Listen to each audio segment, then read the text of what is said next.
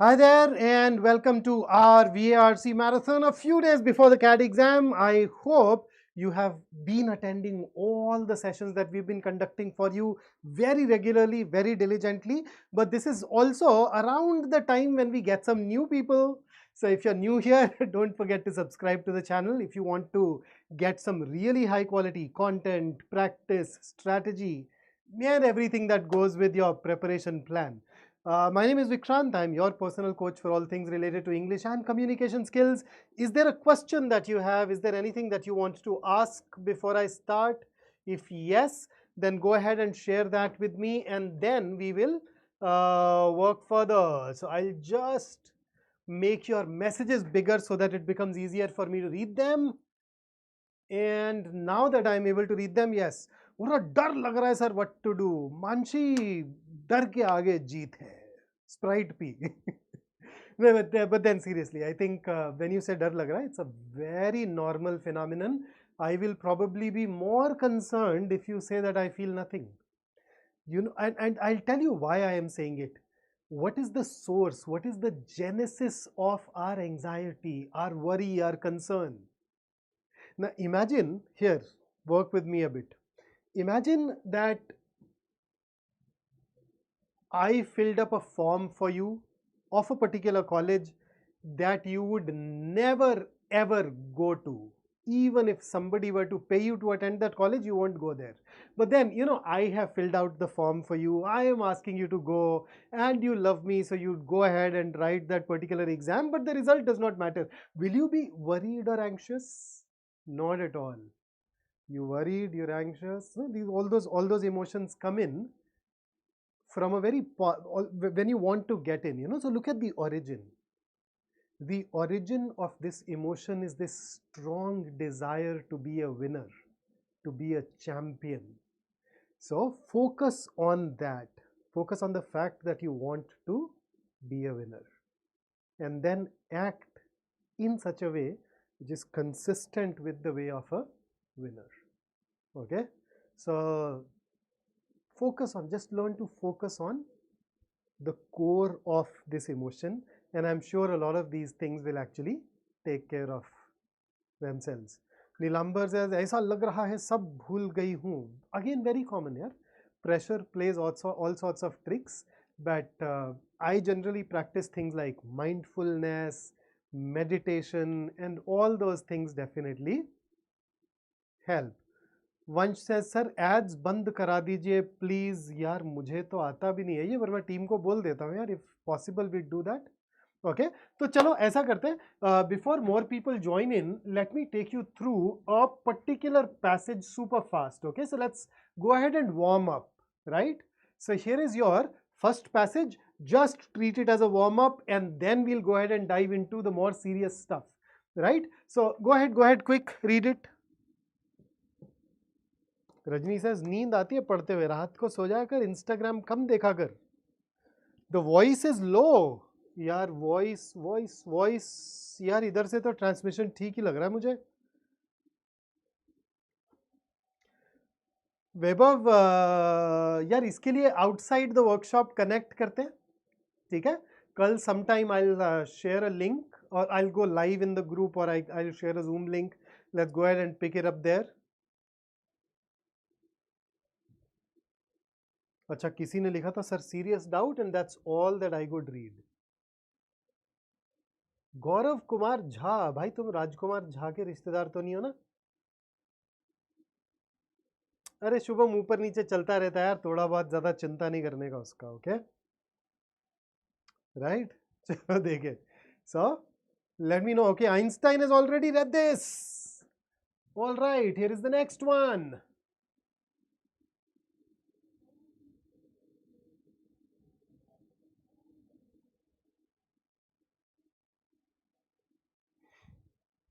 Navanil, after this passage, let's go ahead and do that after the passage. And this is just a warm up.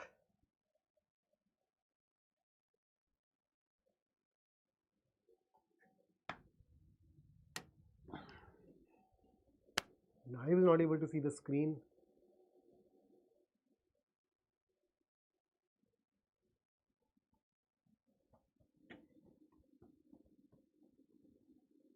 Riya says score has been consistent between 19 and 31. Then 19 to 31 is not exactly consistent. That's a very vast range.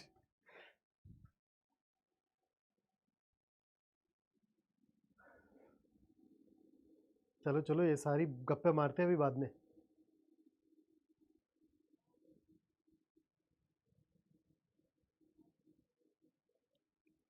हाँ जी, तो Sunny sir ने confirm कर दिया है कि ads of है. तो वो हमारी टीम तुम्हारा बहुत ख्याल रखती है यार, तुम्हारे सोचने से पहले. Okay next, and then there will be one more slide.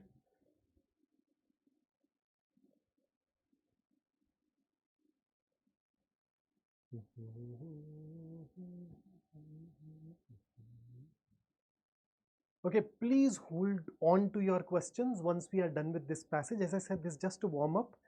Hopefully more and more people will come in and then we can talk.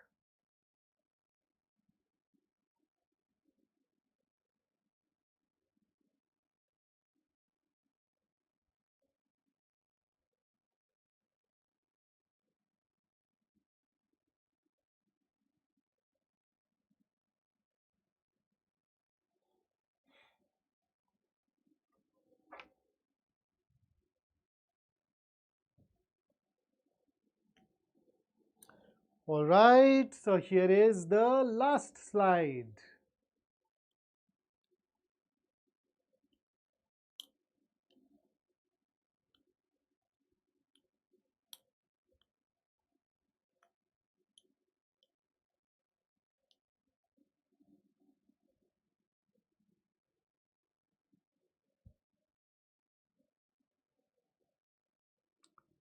Arno, PDF on YouTube becomes tricky. I'm not able to send it to everybody. So,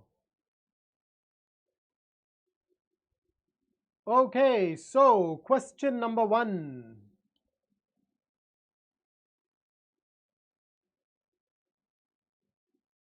And while you answer this, I'll go grab some water.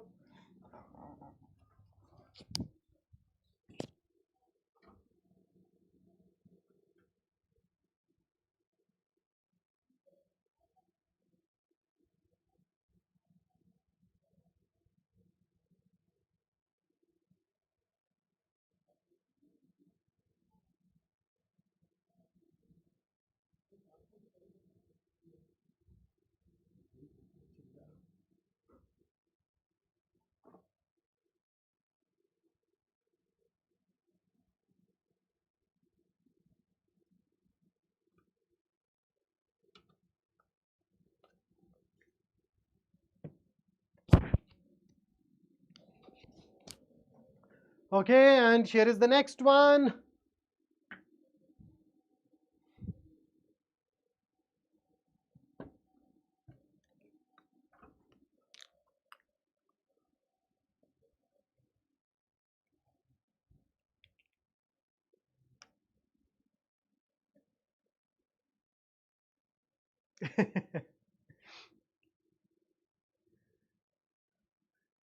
Sunny, we'll get 1K likes for sure, but PDF, ये PDF तो लोग खरीद चुके होंगे यार. कुछ और करना पड़ेगा. हाँ, let's think of something even better, something even more tempting.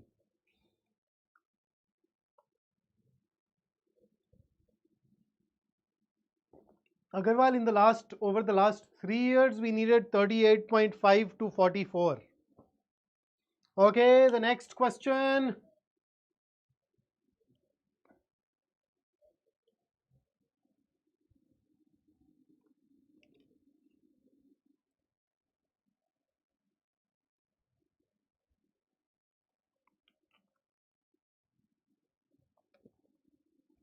Manas, this is just a warm-up set. And then we'll see.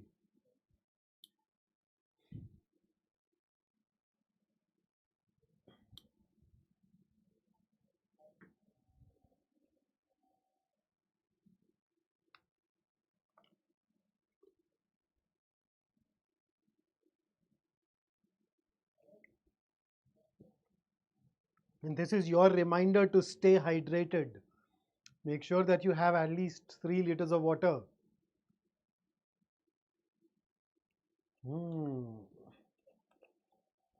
And here comes the fourth and the last question.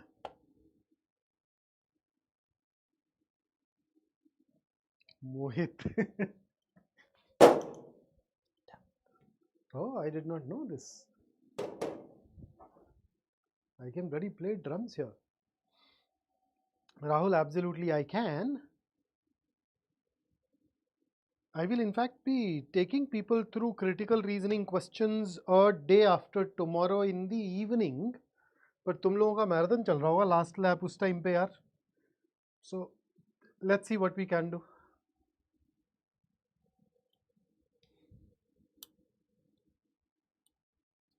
सप्तर्षि ऐसे क्वेश्चंस iCat में इसलिए नहीं आते हैं because we plan to prepare you for the worst.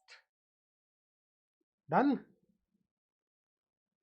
Okay, so let's go ahead and now read it together and thereafter we dive into the answers. So anything here that you want to talk about? So we know that passages that are based on biology, especially zoology, are a fairly regular occurrence over the last 5-6 years. Normally when they go ahead and talk about it, they don't dive into human organs, they pick up some other species, but we have what we have here. So the liver is a key organ in metabolism and will have some amount of fat. However, excessive fat accumulation in the liver can be abnormal and is referred to as fatty liver. Man, this is one problem that is endemic in India. You know, India is a diabetes capital of the world, and our carb heavy diets combined with sedentary lifestyles have made this a huge challenge. So if the fat content exceeds anything more than 5% to 10% of liver's weight, it would be referred to as fatty liver. Then two types of fatty liver: alcoholic fatty liver. So that's one. Okay, and what else? So anything here that you want to talk about? Any random species, as in, yeah, there are millions of species of fauna in the world around us, so they may go ahead and pick up any of those and talk about it. So anybody who wants to talk about anything here? I hope not. So in that case, let's just move on to the next one that talks about non-alcoholic fatty liver. So no alcohol abuse, but these are the certain things. The only thing that I think this is the only slide where we had a word that can be talked about. What is insidious? Insidious is harmful, but harmful in a special way. The root word here is sid, which basically means to sit, to stay. Something which is insidious spreads at such a slow pace that you do not even know that it is spreading. You look at it and you think that it is there, it is not moving, but it is spreading and it is harmful, and by the time you realize it, that, oh, the harm is done. So it's a chronic condition with insidious onset. So it basically starts in such a way that you don't even get to know that it has started until it is too late. A lot of you were talking about this in the chat, right? And a lot of you are getting the questions wrong. I'd say classic symptoms of non-alcoholic fatty liver. So now you know the problem with diagnosing things over Google. Okay, so here is the next one. So blood tests, and what are the things that you can do? Diabetes control, alcohol, cutting down, or even better, quitting. In fact, a lot of recent research says that even a single peg is harmful. Then weight management, healthy diet, and then finally vitamin E, blah blah blah. So question number one, the answer to question number one, as everybody shared, is option B. You guys were absolutely spot on there. Then question number two, from the passage it can be inferred that fatty liver disease is a chronic condition with insidious onset, because I'd say this is more of a vocabulary question. Vocabulary because you needed to know the meaning of the word insidious, And if you know this, then you'd say that you do not even realize when the disease starts. And that comes closest to what is stated in option A. So insidious onset, B can be ruled out because of this. C, I think nobody has anyway chosen. Fatty liver most often causes no noticeable symptoms. Now, a lot of you were tempted by D. Now you notice, fatty liver causes no noticeable symptoms at the beginning. As the condition progresses, there are going to be symptoms. So as the condition progresses, there are going to be symptoms, then they'll trigger that journey of medication, etc. So this part that it causes no noticeable symptoms, blanket statement is not right. Had it been, it most often does not cause any symptom or any noticeable symptom at the beginning, then yes, that would have been consistent with the word onset. Without that, D cannot be chosen, so it should be A. Question number 3, which of the following best sums it up? Fatty liver disease occurs because of one's alcohol consumption and other lifestyle habits. Okay.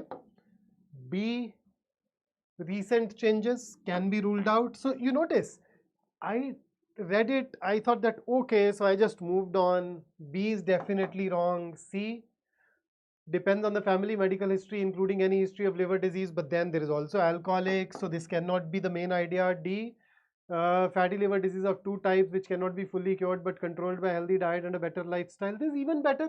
So at the end of the day, it boils down to comparing A versus D, where D is better and therefore D should be chosen over A. So you realize you should not look at every answer choice and then decide, select or reject. Nah, I mean, if you read it and you instantly know it is wrong, rule it out. If you read it and you're like, okay, this could be right, keep it in the running. Maybe the other answer choices get eliminated easily, and thus you are able to choose it automatically. On the other hand, if you find yourself in a situation, which is of course quite frequent, that you're looking at 2 options and you're not able to rule it, it's only then that you put on that thinking hat and then dig deeper. Okay, so next, 4th, all of the following can be inferred except.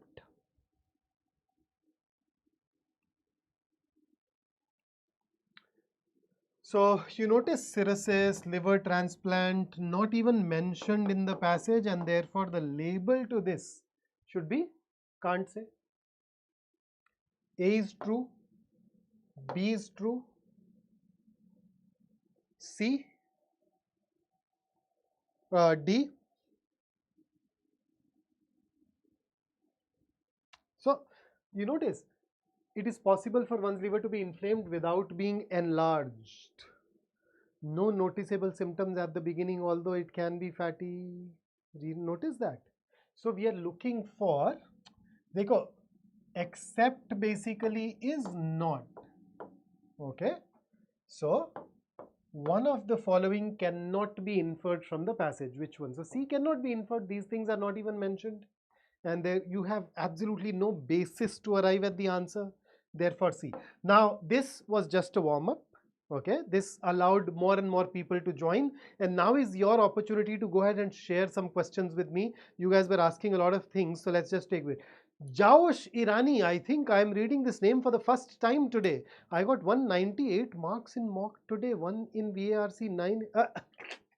And I'm like, 190? How's that possible? Now I know it is. It's 1, 9 and 8. Bhai, तैयारी कर अच्छे से. But I like your sense of humor.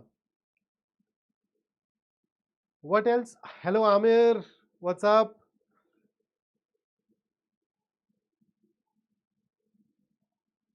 But actually in D, where the problem is with this. But if you compare, you will probably say that D finds some relevance from the passage. C will have nothing. Aram says, is there any change in the pattern of the CAT exam? Aram, over the years we have seen that the CAT as an exam does evolve. Now, what kind of evolution has or change has been there? So over the course of last, and this is my 24th year of helping people prepare for the CAT exam, whenever it has changed, especially in the last 10 odd years, so if I talk about 2016 to now, the change mostly has been in terms of the number of questions, the number of questions from a particular area, and whenever they have ventured into a new question type, that's exactly where it has been, a new question type that tests the exact same old concepts and abilities in a new way. So if you look at it in terms of the competencies that they are checking, the abilities that they are looking for, they have not changed. They may change the variety, they may change the question form, but exact same thing gets asked. Okay, too many questions wrong in VRC from the last few days. Bhavya, if it is happening only for the last few days, then learn to take some deep breaths and meditate. Okay. Janvi says, sir, can we expect difficult VRC? Janvi, yes. I think whenever we walk into an exam, we should always be prepared for a difficult paper. Sir, what is the last step preparation required in VRC? Arjav, VRC and for that matter even the other two areas are, so number one, it's a long-term game. As Mahendra Singh Dhoni once said, what you do in the last few days does not matter. What you've done in the last few months and years matters. Huh? So all the preparation that you've put in so far, that is going to be very valuable. That said, VRC by and large is a skill-based area. So I typically recommend people to continue to read, to continue to practice RC passages till the very last day, so that the skill does not rust. It's a bit like cricketers, right? Since we're talking about Dhoni, even before the match, they get in. They go and do this practice in the nets. In T20s, I have seen some batsmen who know that they are going to be the next one in the line. They go out of the dugout and they start practice their shots beforehand, so that the moment they get in, they can start playing their shots immediately, and they won't need much time to settle. So continue doing that. Akshat says consistency nahi aa rahi. Okay, Akshat, even the floor of your score is good. Okay, so just be yourself, and I am sure you would actually go ahead and do well.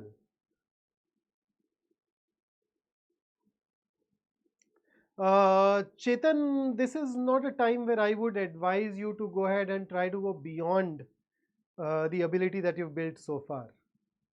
How many shall we? I normally attempt 2 RC passages before I go ahead and look at the VA, but then that's just me. It's not a very wise strategy at the end of the day. See, you want to go from easy questions to difficult questions. So here is a question for you. There are two questions. Let us say there is a question on the screen and there is a question on the next slide. Between the two questions, which one is easier? Now, you haven't seen the question on the next slide yet. You see just this one. Which one is easier? The correct answer will be cannot be determined. So if you want to arrive at that answer, you need to read all the questions before you can arrive at that particular idea, that particular assessment. So it is very important for you to ensure that you are able to read all the questions so that you can determine the order. Now, in English, I mean, of course, reading all the questions in RCs is impractical, but you can at least go through the passages and within passages decide a priority order, solve 2 passages. Even if the other 2 are easy, before you get into them, make sure that you at least glance at VA. So what I normally do is I basically start with para summary, then I come back to RCs, prioritize, solve 2 passages, at times 3, depending on how much time I'm left with, and then I go back to VA. But then my situation is a little different, right? I am a lot faster. I'm almost invariably able to attempt all the questions. In your case, I think it'll be wiser to have a look at VA before going through all the RC passages. Sir, by the end, I don't get enough time to solve VA. Would you suggest solving it first or after 1 2 RCs? Sejal, after 1 or 2 RCs will be better. Which RC genre was most repeated? Rahul, in the last 5-6 years, passages based on sociology, anthropology, science and technology, these are the ones that have been asked very often. We've actually put up a list on our Instagram account. and even on our YouTube channel, you can go ahead and look at that. Priyanshu, I'll have to talk to you in order to figure that out. Aram, looks like a good strategy if it is working for you. Jagrat, not exact. So there can be some minor changes, yes. Janvi says, any tip on choosing right or easy RCs? Okay, I can tell you what I do. I've in fact talked about this in some dedicated YouTube videos. You can browse them at our channel. So I basically look at two things. I look at the subject matter slash the genre of the passage, and I look at the kind of language that is used by the author.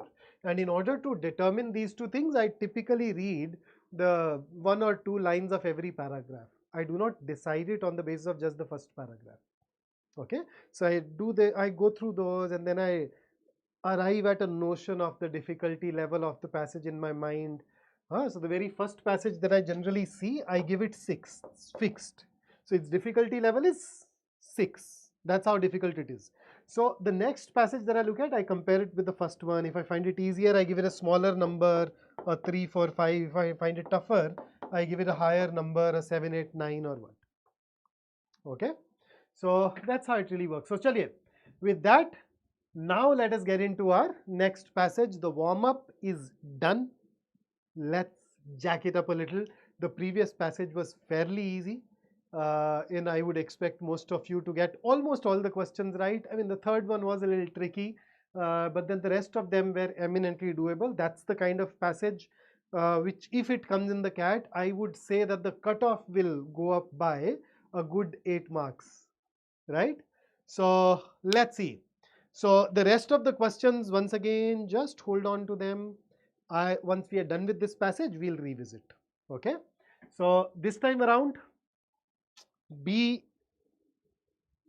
just try to be on the on your best, most focused self. Let's start. Let me know once you've read it.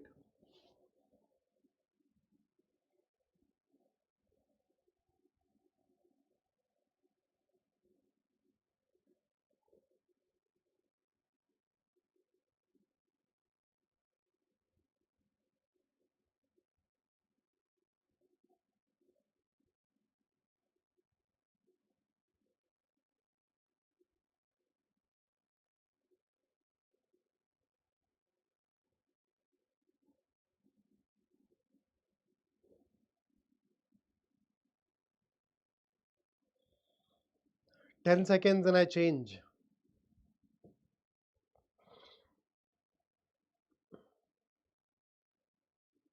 Sajal, absolutely okay.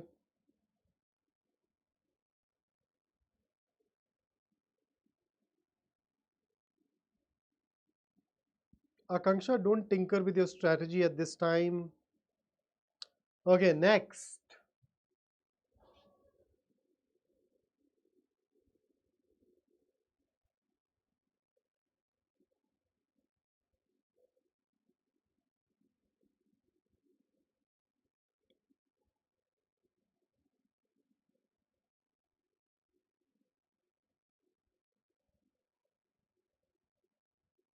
5 seconds and I change.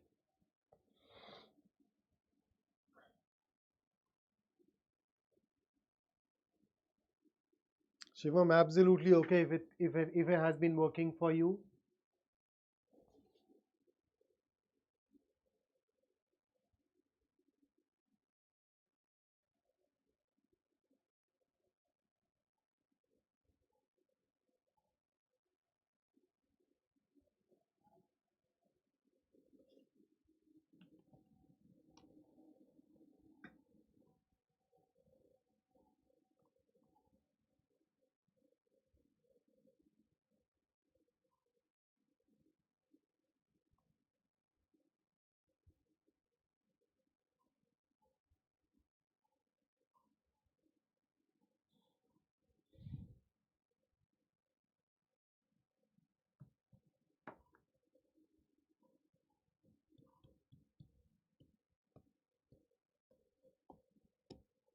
Rizwan, just start practicing RCs again, okay?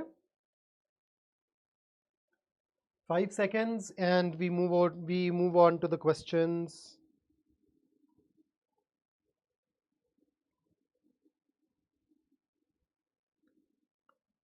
All right. So, question.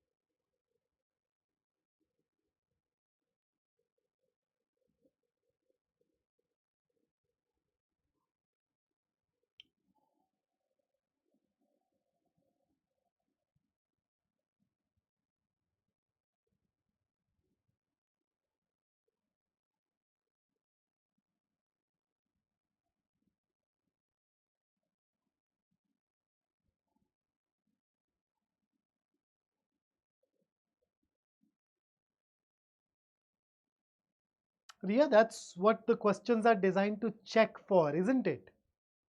The question will tell us whether we are getting it right or not.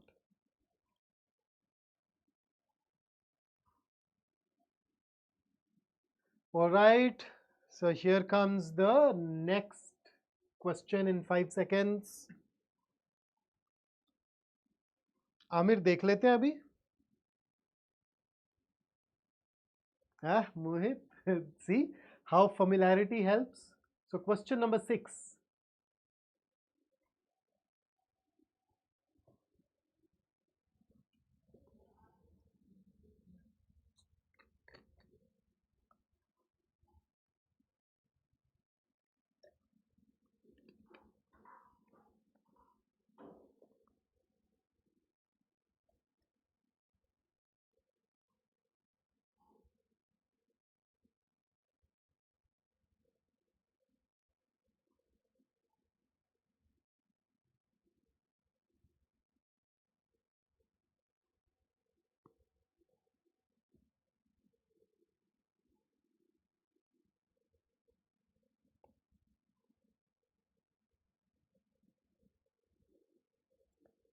Ashmit, we can't do much about it here. Whether a question is easy or difficult is determined by how close or ambiguous the options are. We can get to know it only post facto, only after going through the questions. Okay, last 10 seconds for the question. I'll put a hard stop at 90 seconds, okay? So you get 90 seconds per question.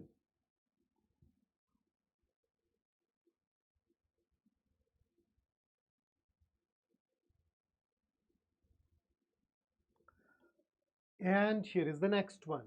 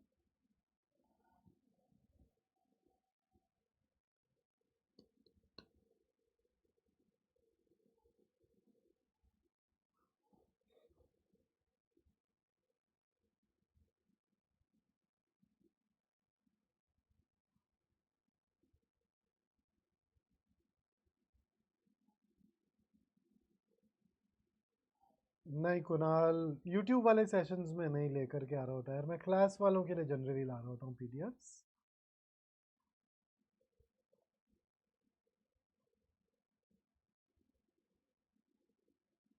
Oh, Karthik, I really like it, okay? So if you're not sure, it's good to share the two options that you were contemplating, huh? Nice. But I see that practically, I mean, A, C, and D have all been taken up. So here is the next question. The last one.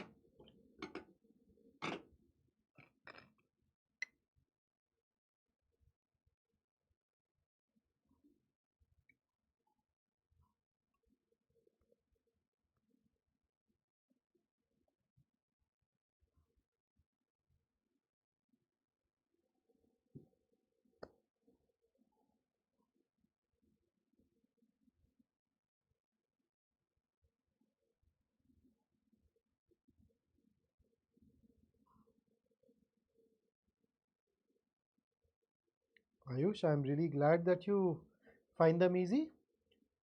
That tells me that your preparation level is good, assuming you're getting these right. Okay.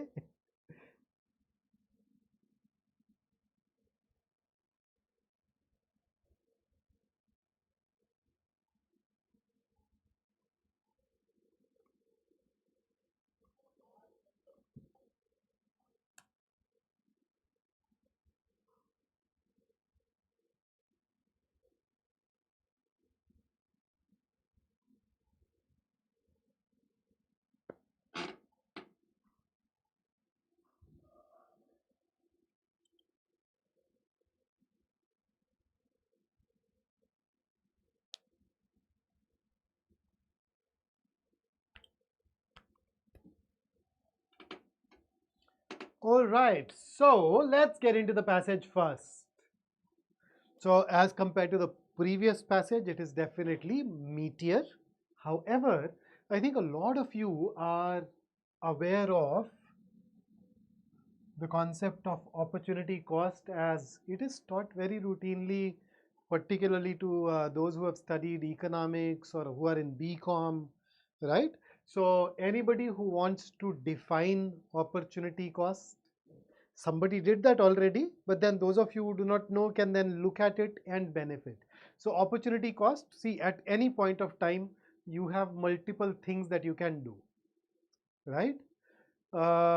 So when you engage in one particular activity, for example, some of my colleagues are playing ping pong, playing table tennis out there. I'm able to hear the tap tap of the ball. Huh? Now they could play this, or they could go out for a jog, or they could go out for a cup of tea. So whenever you engage in one particular activity, you are letting go of all the other activities. So Mohit has shared it. Opportunity cost is the value of the next best option that is given up when choosing one option over another. So for example, a lot of people who prepare for the MBA, they are working and they're like, so should I leave? Should I not leave? So when you quit and prepare for MBA full time, or when you think of joining one job over the other, you just look at what is it that you're giving up if you're not joining the other job, right? So implicit in this fixation with time is the thesis that the opportunity cost of regular shopping as compared to online shopping is too high.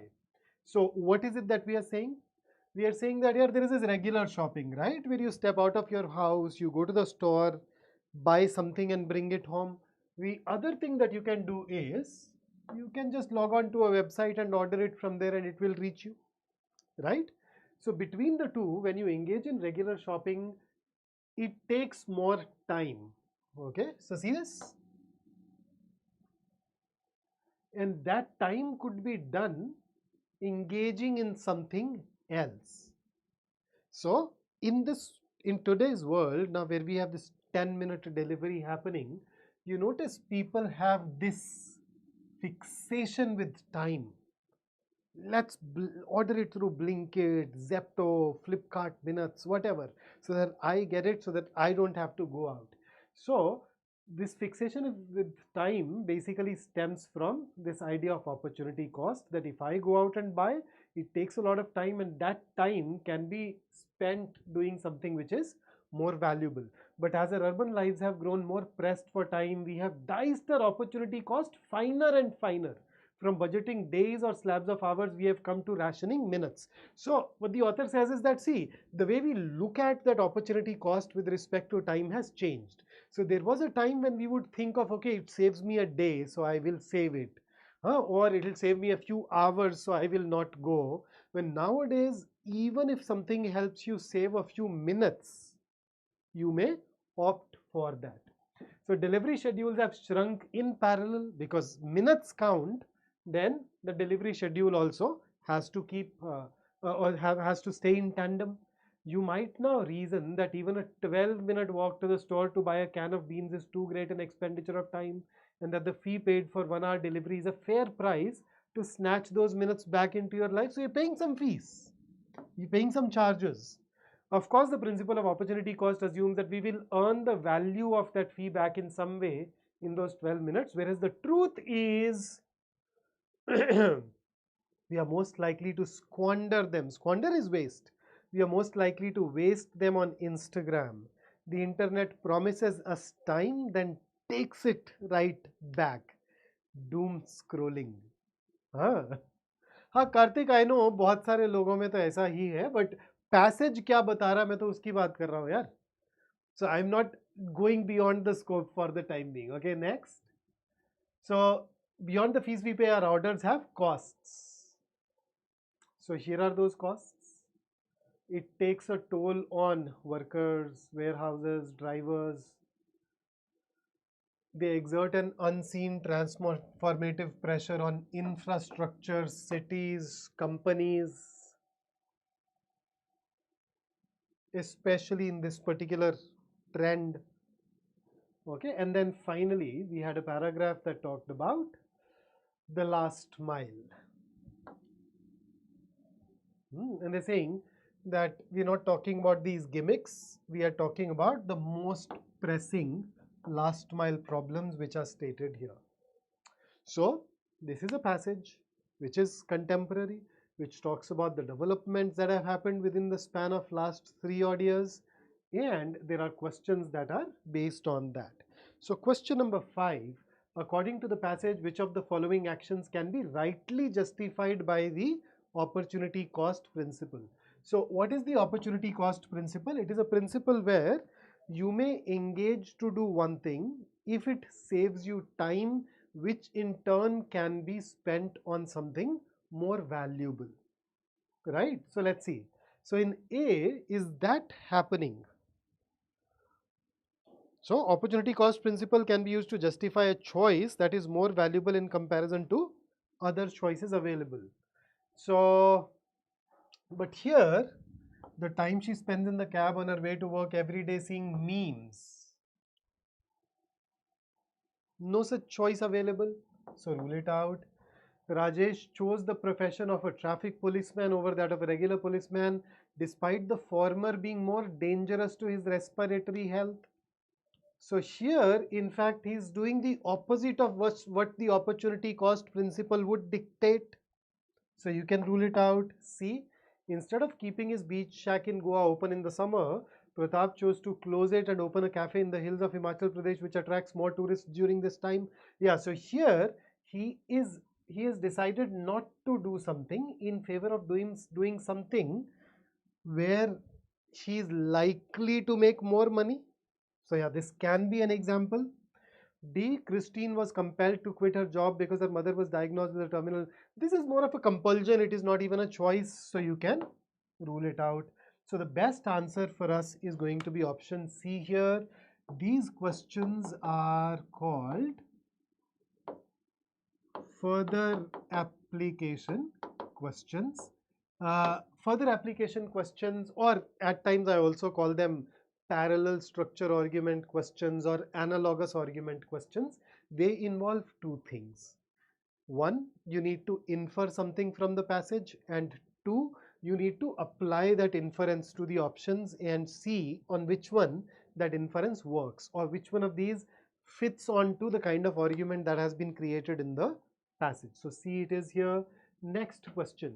Which of the following is not a correct inference from the given passage? So I noticed quite a few of you asked me about inference based questions. So just a quick recap for those of you. Inference is basically a conclusion. In each one of these questions, what do? We go to every answer choice and we label it as true, false, or can't say on the basis of the information supplied in the passage, right? So when the question says which of the following is not a correct inference, it basically means that three of these should ideally be true and one will be not true. So the one which is not true, that not true can be can't say, not true can be false, that is the one that we can go ahead and apply it. Laraib is asking about the previous question, why not D? Yeah, Christine acted under a compulsion rather than by choice. And that compulsion did not really make her situation better. I mean, given a choice, she would not want to be in that situation. So it's not. So the opportunity cost principle is where you choose one thing over the other. Okay. Okay, coming back to this. Sorry. A. We have become more efficient in managing our time due to the phenomenon of home delivery. So, true, false, can't say.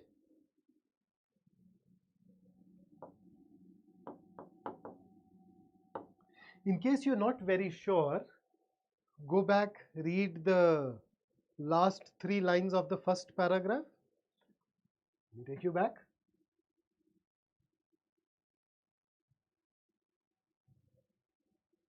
This. Whereas the truth is that we are most likely to squander them on Instagram. So does it save us time? No, it may create that illusion, but the chances are that we'd go ahead and waste that time. So, I mean, not out and out false, I'll say it's probably false. So definitely not true. Can't say, but closer to being false. Okay, B, we have only now begun to realize some of the adverse consequences of home delivery. Where is this coming from? Let me take you back to this. So you see this.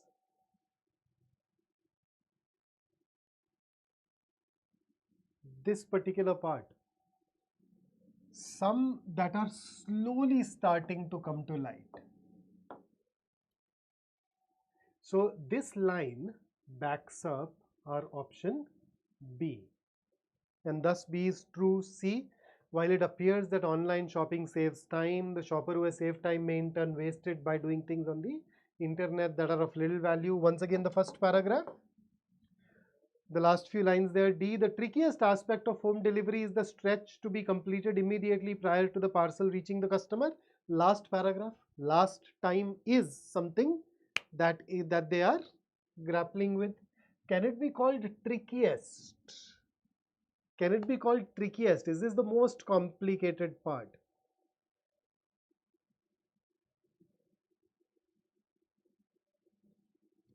So look at this. The most expensive and most difficult mile. So yeah, we can definitely call it trickiest on this basis without any hesitation. So as we can see, B, C and D are all true. A is not true. That is why A is going to be our answer to this particular question. Okay. Here is the next one. In the context of the given passage, which of the following would be the most appropriate meaning of the term trial balloon gimmick? So, what is a trial balloon? Trial balloon is something that is done as a test in order to find out how people would react to it. So, politicians obviously go ahead and do this a lot. The other word here is gimmick. Gimmick is something that does not have any real value. Okay, it is just used to attract people's attention or their interest. So a lot of organizations may engage in publicity gimmicks and all that. So, but when the author uses the term gimmick here, you notice it's a negative word. So if somebody were to ask about the tone of all those latest innovative measures, the author's tone towards those, we know it is going to be negative. So which one of these is going to come closest to the meaning of this particular term here? Experimental measure taken to grab the attention of customers without much thought behind it. So this part, definitely yes. Without much thought is the part which is suspect. An arrogant move, nothing to do with arrogance. See, a measure that is innovative and is likely to bring about a drastic change. But then if it brings about a drastic change, then it will not be a gimmick. so that contradicts it, so C gets ruled out. A move that comes at an exorbitant cost, we don't know that, so that cannot be determined whether it is expensive or inexpensive, so even this goes. So is A completely true? No, this particular part is meh, but the rest of it is fine, and therefore A is going to be your best answer choice. प्रतिष्ठा वो हम कोशिश तो करते ही है ना तुमसे गलतियां करवाने की. Okay, then question number 8. What is this? Which of the following statements is the author most likely to agree with? So, the author is most likely to agree with is basically nothing but another way of testing your ability to infer. So, this is also going to be an inference based question. So, let's see. Online shopping and home delivery have helped people optimize the time available for them to do things that are of value to them. No. First paragraph, the author believes that they're likely to waste that time. B, home delivery allows customers to make prudent choices since they can order things in different colors or sizes and return the ones that they do not like. Now, this is tempting, but then does the author believe? So, there is a particular person who says that this particular tendency has complicated the matters for us. It is one of the costs of online delivery. So, if you look at the positives and the negatives, that example very clearly is put into the negative side.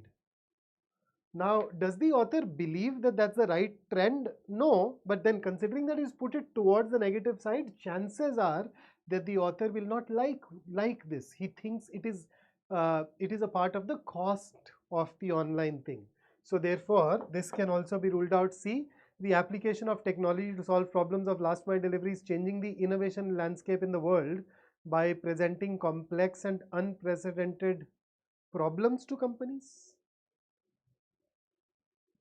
So I just want you to focus on the core, okay? The application of technology to solve problems of last mile delivery.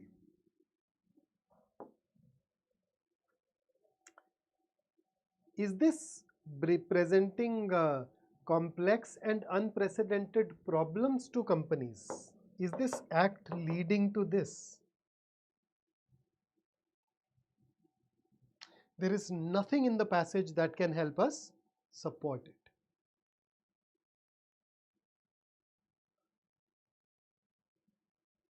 Okay. In fact, remember these things in the last paragraph have been called gimmicks. So cannot be inferred from the passage. Let's look at D. One must factor in the environmental cost and other costs in relation to our ecosystem when placing orders for home delivery. The author has talked about these costs. So yeah, because there are these costs involved, the author would want you, he's making you aware of it because he wants you to factor these in. So this is consistent with what the passage says. So the best answer for us is option D. What do we have, Vishakha? Sir आप जो कल tricky question वाला video YouTube पे post किए हैं उसमें quiz 1 और quiz 3 में क्वेश्चन कॉन्ट्राडिक्ट कर रहा है. पता नहीं, चेक कर लेता हूँ यार. बड़ी जल्दी जल्दी में बनाया था एक्चुअली यार. मैं देख लूँगा, अगर कुछ ऐसा होगा तो will fix it. Thank you for the feedback. हाँ Nikhil, when you say trial balloon gimmick, that's negative, but here it is positive. Plus, so until here it is positive, and then it says that when you bring in technology, it presents complex and unprecedented problem to companies. Where does the passage say that the technology is presenting these challenges? See that? So that is why, see, if you were to apply a label to C, you will call it can't say, right? Okay. So that takes care of our second passage. Let's go ahead and solve a few verbal ability questions then. So I'm not using the directions, okay. You'd get to see the question type just like our previous VA marathon. If you focus on the bottom right hand corner, you'll see the question type. So for instance, this one right here is a parajumble. So couple of minutes and then we'll discuss it. Ashika, people who are appearing for the first slot, just take it question by question, okay? Don't worry. the CAT has not asked anything new, and if they do ask something new, it'll once again be new for everybody. So it's a level playing field still.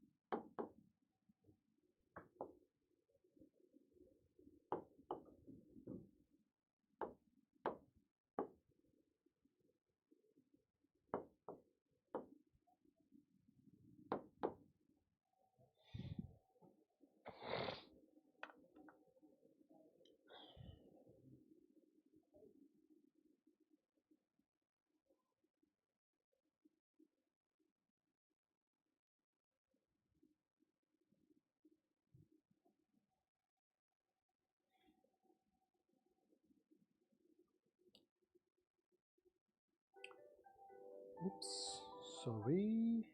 What's wrong here?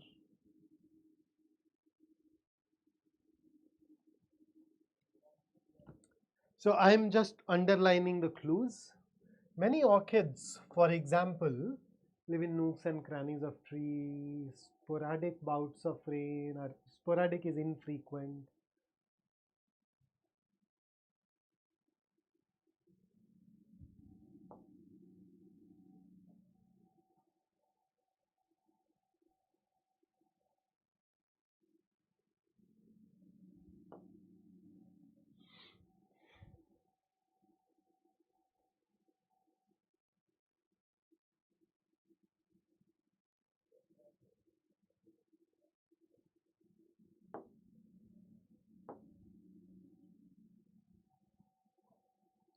So you notice when we read them, there are times when the clues are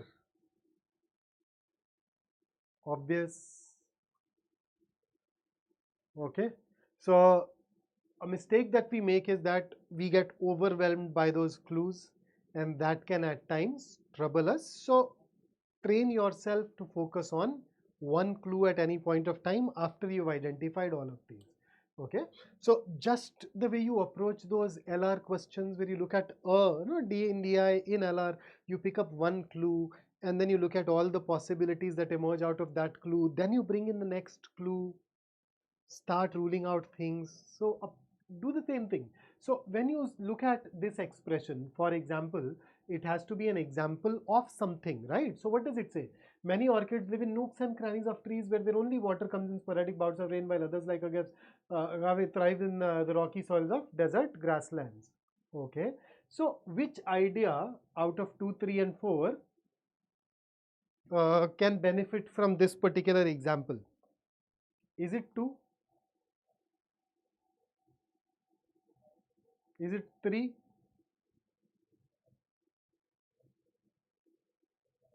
Is it 4?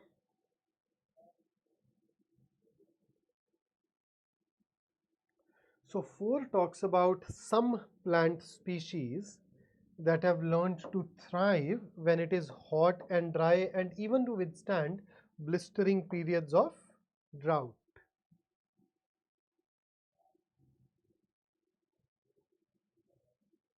right?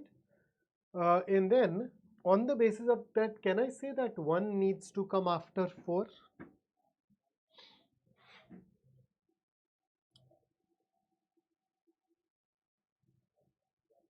Now you're right, some of us are putting 1 after 3, but if you put 1 after 3, then you notice whatever first says in a specific manner with the example of a particular species is once again captured in a more generic way in fourth. So how would you be able to put 4 after 1? Another issue will be, okay, these and certain other plants, that pronoun can still find a reference in one, but both of them give you the same idea. One claims to be an example, the other one is not an example. And therefore, you definitely need to have 4 and 1 coming in together. And when you say if scientists could engineer crop plants like rice and wheat to be more like these heat tolerant species, then the heat tolerant species are basically mentioned in one. So you can either put either put 2 immediately after 3, or you can put 2 after 4 and 1. So 2 possibilities, okay? So that's one possibility. We're just making cases just the way we make them in LR. And the other possibility is this. So which one of these two? So if you put 3, 2, you know that then you need to put in 4 and 1. So how would you go from 2 to 4 and 1? How do we go there? So this transition from 2 to 4 is not possible. Rule it out. 4 and 1 to 2, that works. And therefore the best answer choice for us should be 3, 4, 1, 2.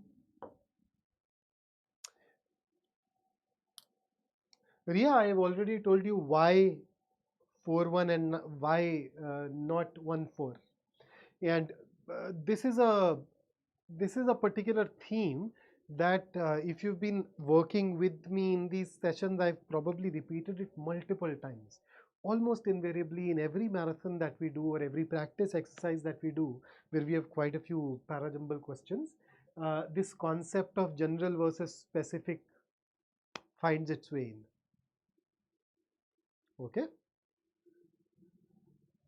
So you're saying 2 elaborates, oh, but then, dude. So what people who are putting 1 after 2, are you going to put example after 2? Won't you put example after the idea? What do we use an example for? To either explain an idea or to support an idea. So you have an idea and then you put an example, right?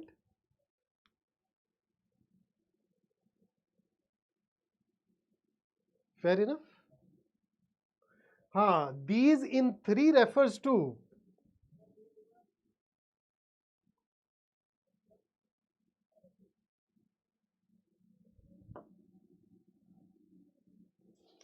Now in this particular case, this has to refer to something that came prior to this paragraph.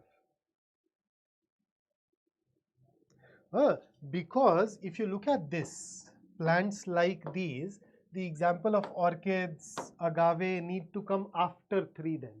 1 cannot come before 3. Because of this part, it has to come after 3. In which case, and then 4 and 1 are connected. So these harsher conditions should refer to something that was perhaps found earlier. Okay. And Karthik, these in 4 refers to pineapple, orchids and agaves.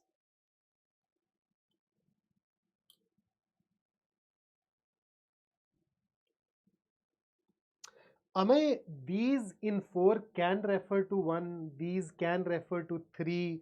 So if you purely look at these, then it can come after 1, it can come after 3. There are 2 possibilities. But when I look at 1 and 4 holistically, I realize that 1 is an example of 4 and therefore it needs to come after 4. Okay. So there you go. Can these refer to old crops? If you do not read the rest of the sentence, then yes, but look at this. What does it say? They have hacked photosynthesis in ways that allow them to thrive when it is hot and dry. So we are trying to teach old crops these things.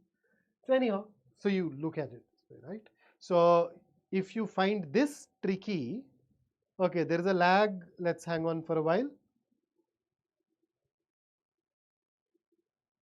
What's wrong? So there was a bit of a lag. I hope it is fixed now. Let me take you through the next question now. Here you are. If you found the previous one tricky, let's see what you think of this.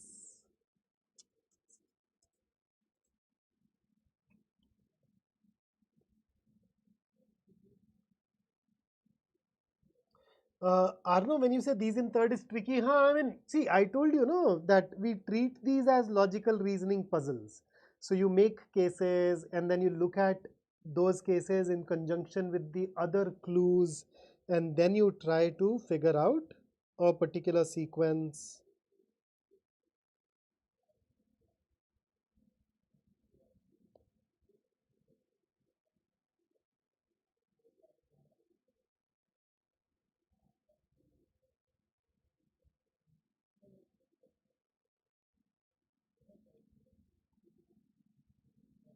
AJ, look at the right hand, bottom right hand corner, and you'd find the question type.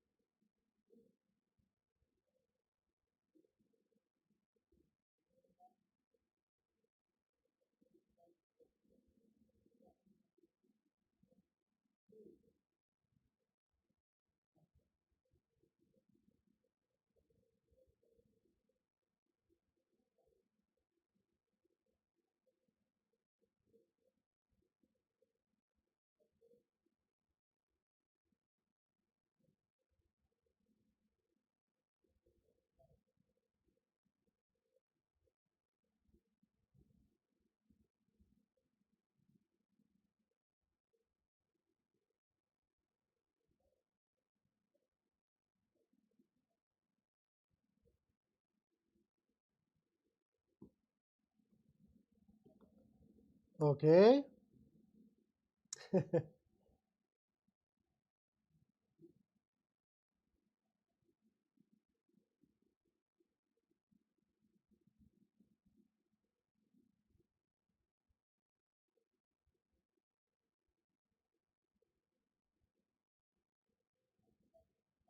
Now, this is going to be one of those, I'd say, uh, comparatively more vague parajumble questions. So let's pick it up. There are quite a few things that we need to justify here, or that we would ideally want to justify. The first is, when I look at it in the same way, there is always something common in the several procedures reason employs. So right before it, I would want to put in a sentence which talks about something similar. So when I look at 1, 2, and 3, I just went through them one by one. So I noticed, you know, look at first, it is always the same human intellect that exerts itself to resolve those problems. In the same way, there is always something common in the several procedures reason employs. So if there is a sentence that can be put before 4, it has to be 1. So there are only two possibilities. The two possibilities are, I either put 1 and 4 together. If I do not do it, then fourth has to be the first sentence of the parajumble. Then the other thing is this but. So we know that but introduces contrast. So, but if it is good to notice the analogies between our diverse scientific methods, it is on condition that we do not forget the differences separating them. So, you know what an analogy is? Analogy is some sort of comparison. So I see that when I look at 1 and 4, they are drawing an analogy at least. They are talking about how human intellect deals with problems. Uh, that's how, and similarly, there is something common between several procedures that reason employs. So this analogy can only be had from 1 and 4. Now, if I do not put 1 and 4 together, if I start with 4, I will not be able to put 2 anywhere whatsoever. So the only way to justify this but is to treat, okay? It is still not crystal clear analogy. We can always raise questions. We can say that this talks about analogies. On top of that, it talks about analogies that are built around scientific methods. So which scientific methods? But then you notice, reason is a part of scientific method, so I can perhaps still connect the two. It's not a very hardcore, very solid connection, but I can connect the two. If I do not do that, then once again, I have nothing to justify but. So 2 should also be at the beginning. So in order to, and I cannot put 2 and 4 both at the beginning. So the only justification of linking these could be that 1 and 4 are getting connected because of the in the same way, and then this but can come afterwards by referring to the analogy mentioned in 1 and 4 and by talking about scientific method which gets connected with reason. So 1 for 2, yes. Where do we put in 3? We do not deny that this extension is legitimate to some extent. Now if I put, so what are the possibilities? Let me just erase everything and then retain it here. So far I've said that I can put in 1, 4 and 2. Where does 3 go? 3 can be here at the beginning or at the end. If 3 goes at the end, is there any extension mentioned in 1, 4 and 2? There is no extension. There is no reference for 3 here. And therefore this position is not suitable. Can I put 3 here? Yes. In that case, I can say that the this in 3 refers to something that was stated prior to this particular parajumble. So this in that sense is between these two places, this is more suitable, and thus our answer for this should be 3, 1, 4, 2. This is, as I said, this is probably as vague a parajumble as we can get in the exam. These are the kind of questions that I question whether we should even be attempting in the exam. This required a fair bit of effort, and chances are that I'll perhaps skip it in the exam. Karthik, there is no extension mentioned in 1 and 4. 1 and 4 talk about nothing that can be labeled as an extension. So we have absolutely no reference for this extension in the other 3 sentences. That's another way of thinking that, that's another reason why 3 can only be put at the beginning. You know, extension is a part that is added to something to make it longer, to make it bigger. So 1, 3, 1, 2, 4 do not talk about anything that is making something last longer, that is making something bigger, richer, nothing of that sort. Okay, so that's this particular question, and with that, now let's get into our next one. Please look at the bottom right hand corner in order to answer this.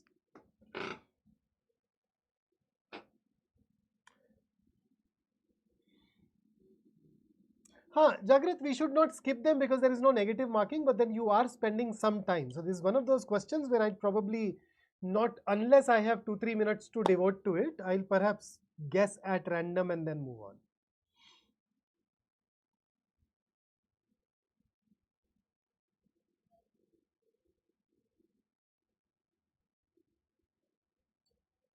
While you solving it, I'll go get the refill.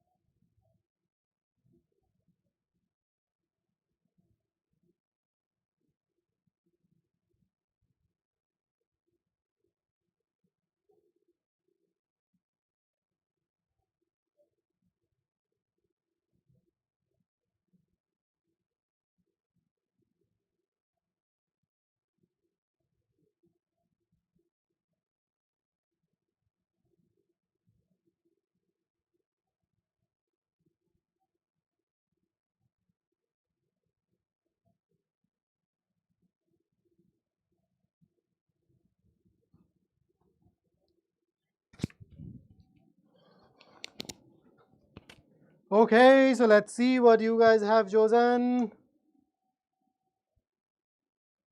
Okay, so 3 versus 4. अरे थोड़ा ज़्यादा time लग गया यार. So 3 versus 4. 3 versus 4. So the last sentence says, today this phenomenon. So wherever you put it, it should correspond to, it should give us some noun before it, some phenomenon before it that can be referred. In saying using the terms misinformation, disinformation, and perhaps fake news. So tell me something. We have already brought in disinformation here, misinformation here. So why would we put it afterwards? Why do we need to put it afterwards? It has to come before, so fourth is getting eliminated here itself.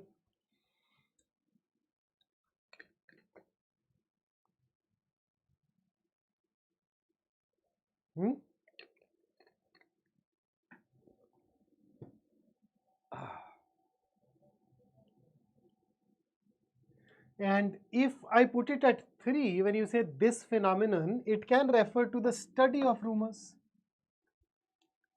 This surged around World War II, so this phenomenon can refer to these things. So let's read. Communication has changed dramatically, scholarship that are essential to the digital era, and from that era is World War II, so these are getting connected.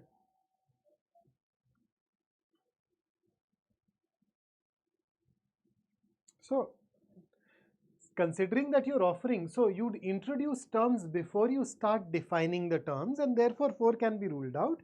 So the best place for it is going to be 3. If you put it at 2, there is no reference for this phenomenon. What is there in this sentence that can be described as misinformation, disinformation, or fake news? So before blank 2, the sentence does not give you anything that can be called misinformation or disinformation or fake news. But if you put it at 3, you can call this, rumors can be termed misinformation, disinformation, or fake news. So 3 is going to be the best answer. I mean, in the exam, you'd see A, B, C, D written below it. A will say 1, B will say 2, C 3, D 4. Okay, so I'm just saving some space to keep the font size larger. I hope you'd be able to deal with it. Okay, then here comes the next one.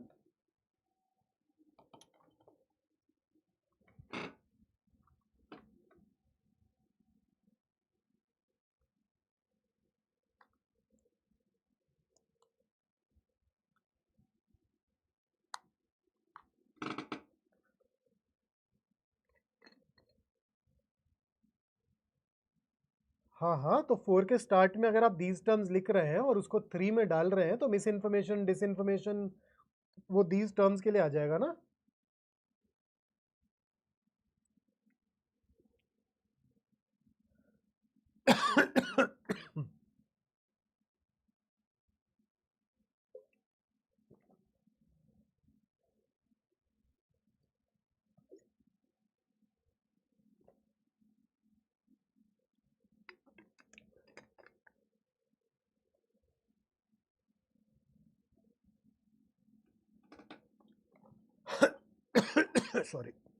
Sorry guys.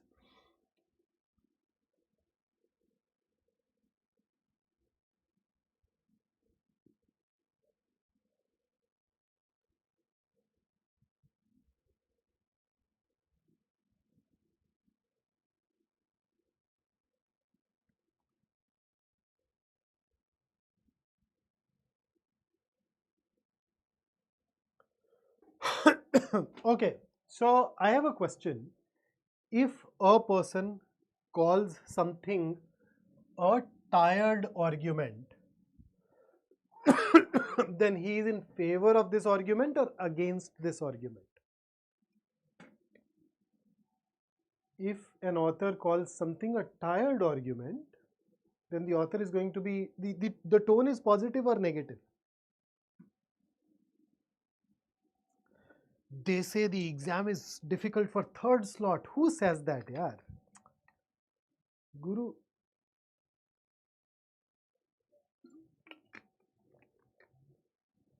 Wow. So, tired argument is against. Okay, now a lot of us have chosen one. What do we have?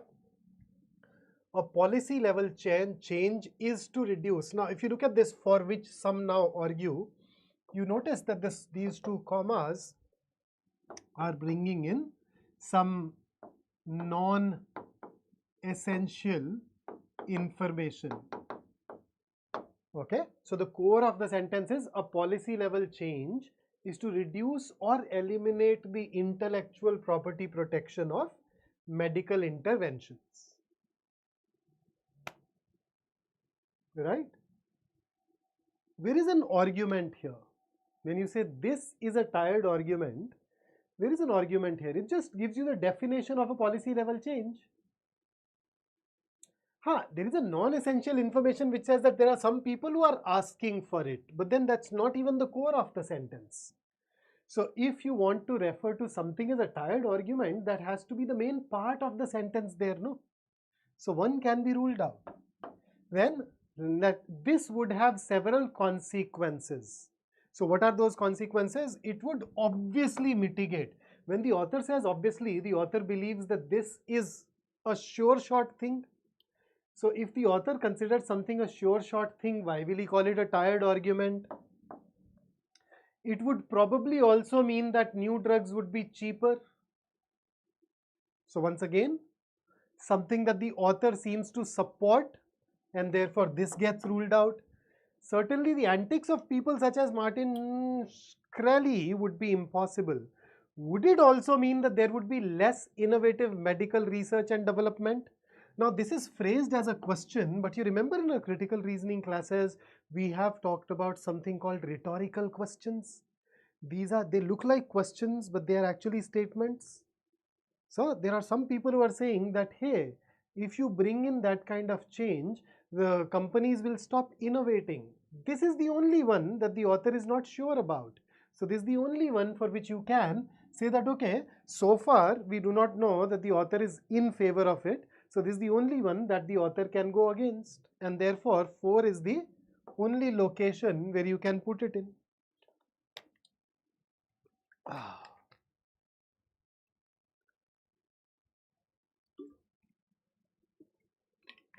So therefore 4 in this particular question.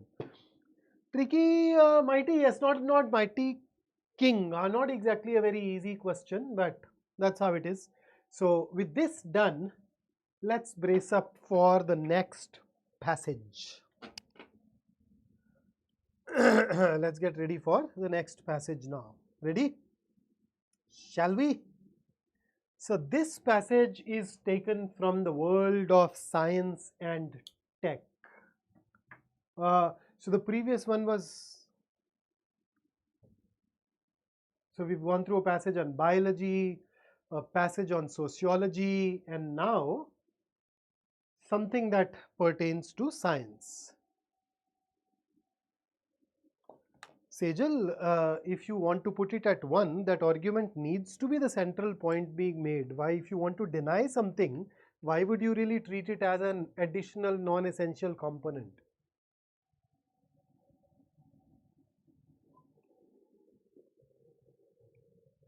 So the second paragraph is not complete, okay? So I could not fit both the paragraphs on the same slide. So a part of the second paragraph is on the next one.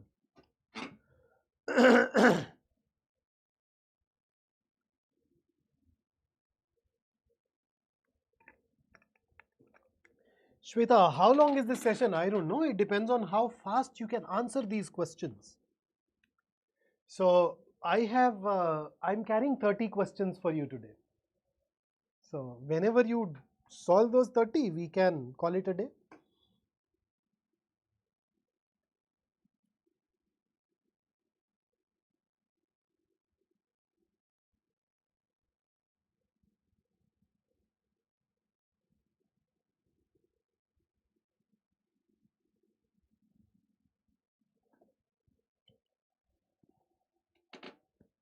Next.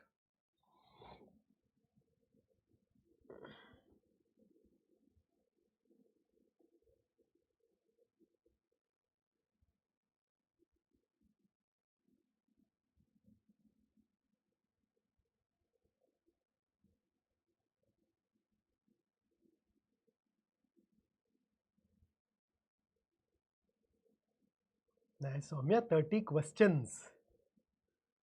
30 RCs करने लग गए तो 15-16 घंटे लग जाएंगे.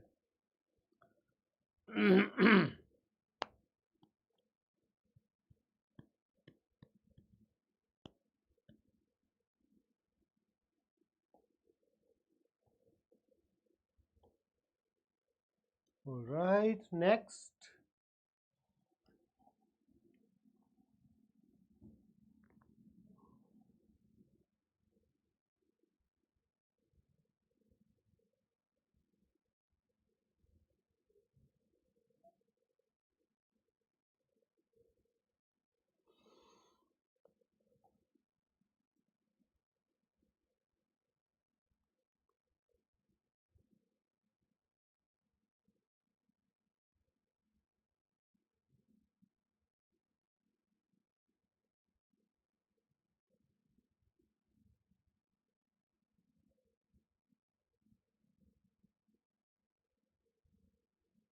Changing in 5 seconds.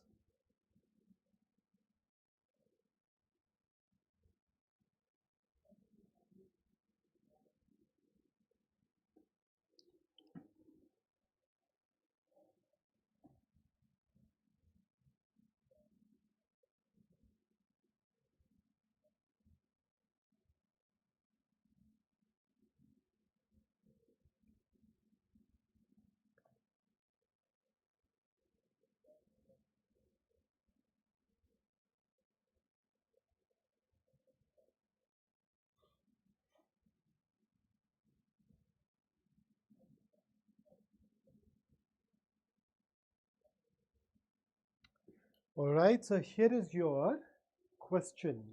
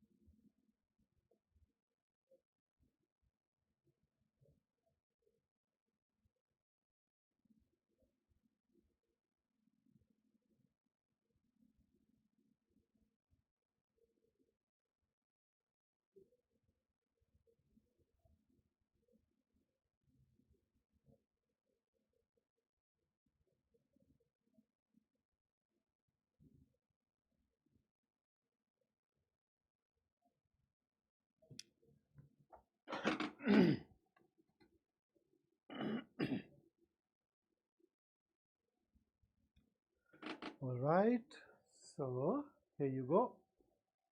Next.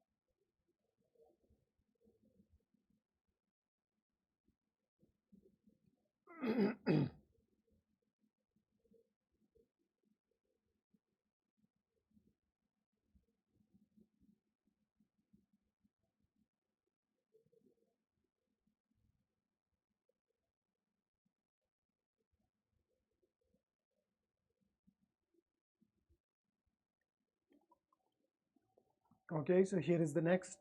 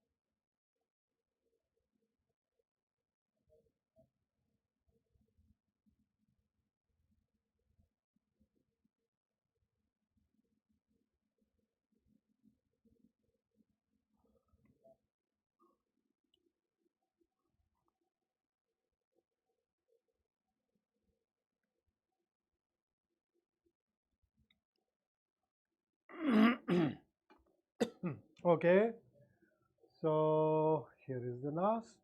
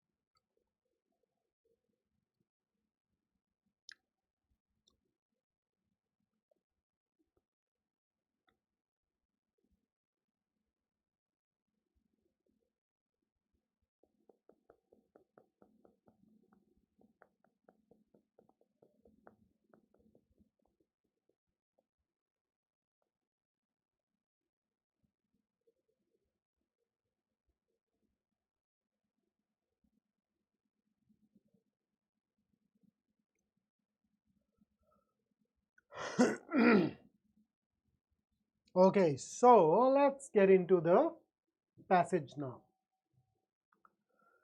So one of the most prominent mathematical approaches to quantum gravity, what exactly is this?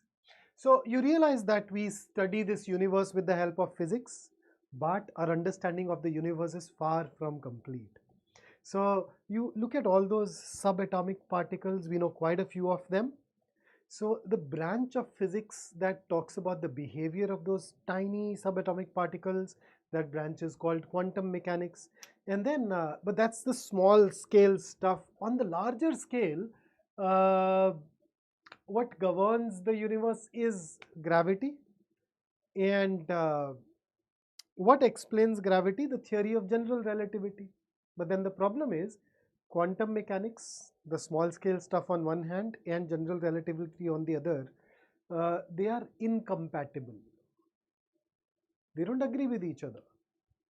Both of them are right. When you study large scale phenomena, you use general relativity. Test after test has proved that the theory is right. When you look at subatomic particles, quantum mechanics obviously goes on to give you the right kind of answers. But then there are things that happen. For example, there is something very fascinating, at least I find it fascinating.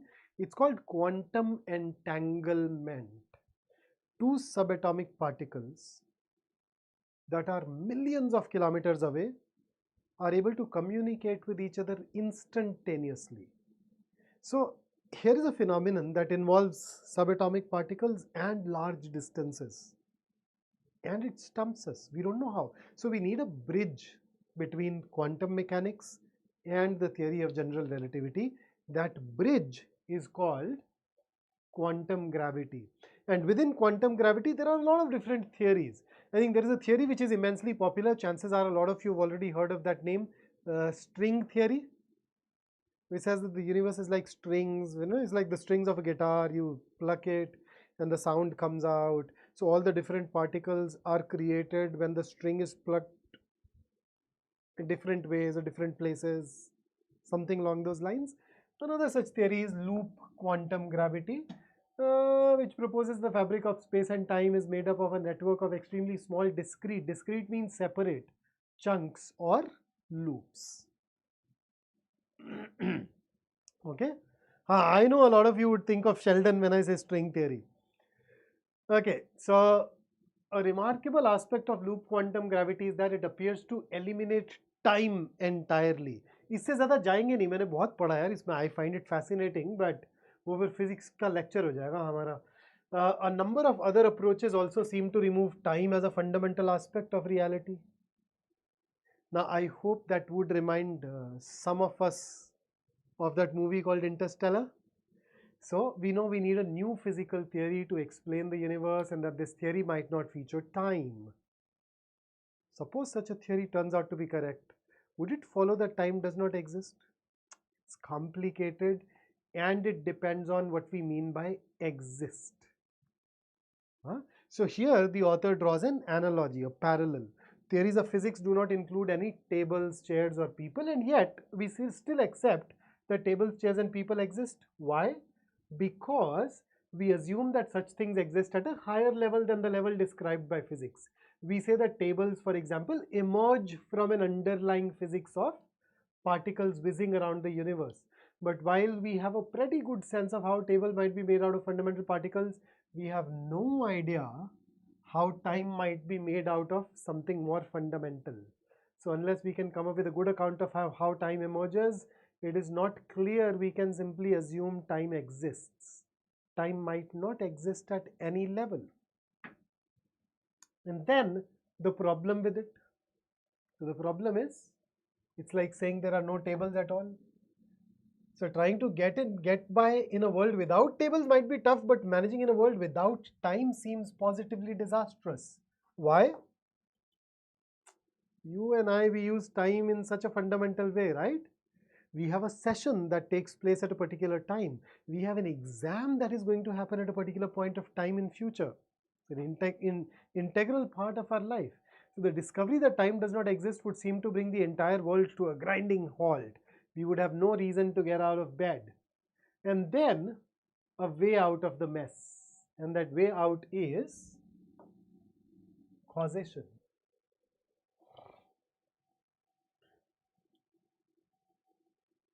Right? So that's what the passage basically focuses on. Okay, so anything that, any sentence, any part that troubled you more, go ahead and ask, and then we see. Okay, video stopped. अब पता नहीं यार रचित, हमारे मतलब मैं तो चालू हूँ यार, अब इंटरनेट का पता नहीं दोस्त. So with that, the questions. None of the following statements can be inferred from the passage except that. So one of the following statements can be inferred from the passage. We're supposed to choose that. Okay, so that except and not of none gets cancelled out. So one is retained. Loop quantum gravity theory is the first theory that eliminates time entirely. It is one of those theories. Is it the first one? We don't know, so can't say. The theories that reject time as a basic feature of our universe may substitute it with causation as a basic feature. Yeah, I think going by the last paragraph, true. Science does not accept that time may have no direct impact on our lives. Yeah, there are theories that do not have time, but then there are also theories where we may have time. So to say science does not accept that time may have no direct impact on our lives is false. Time accepts that time may have no direct impact on our lives. In fact, science accepts in some of those theories that there is perhaps no time at all, and therefore false. Physics has established theories which give clarity on how time emerges and exists. Are there theories that tell us how time emerges? We don't know that. In fact, there are theories that say that there is no time. So even this is false. So A can't say, C false, D false. The only option which is true is B, and therefore that's our answer.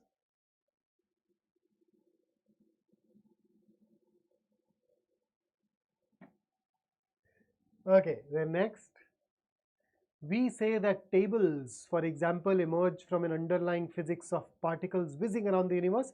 What does this example convey in the given context? So we know that this example is an analogy. We use analogies to make a point more easily understood to our audience.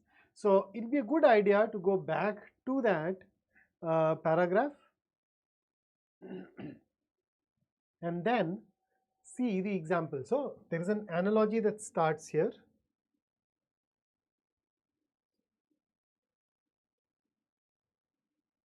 See, yet we accept that tables, chairs, people exist. Why? Because we assume that they are at but then this part changes it. So it says that okay, if a theory does not prove something, it does not mean that that thing does not exist. For example, look at tables. But then it points out towards the difference. It points out towards the shortcoming in that analogy. Is it okay? In the case of tables, we know the mechanism, how those particles built a table. In the case of time, we are not aware of the fundamental particles. So this analogy explains a part, but still fails to explain how and why time exists. So that's the complete context for us of that particular example. So let's check. We can imagine how a table might be made out of more fundamental particles, but we cannot imagine the concept of emergent time. So yeah, we cannot really understand with this analogy how time emerges because of that non-understanding of how time can be created by more fundamental particles. So yeah, this can be a correct interpretation. Let's see B. Just like tables, we can explain how time is made out of fundamental particles. This contradicts the passage. Let's rule it out. C. The entire underlying physics of particles whizzing around the universe is unscientific. Nope. The table bit is valid. So this contradicts it. D. Time and tables are different yet alike in that both emerge from more fundamental particles. They are different, alike, yes, but then when you say both emerge from more fundamental particles, according to the passage, it's true about tables. It is not true about time. We are not able to see how time emerges from fundamental particles. So this part with respect to time is wrong. So D also gets eliminated, and therefore the best answer choice for us is going to be option A. Here is the next one now. Which one of the following sets of words and phrases serves best as keywords of the passage? So what does the passage do? The passage starts off by talking about theories of physics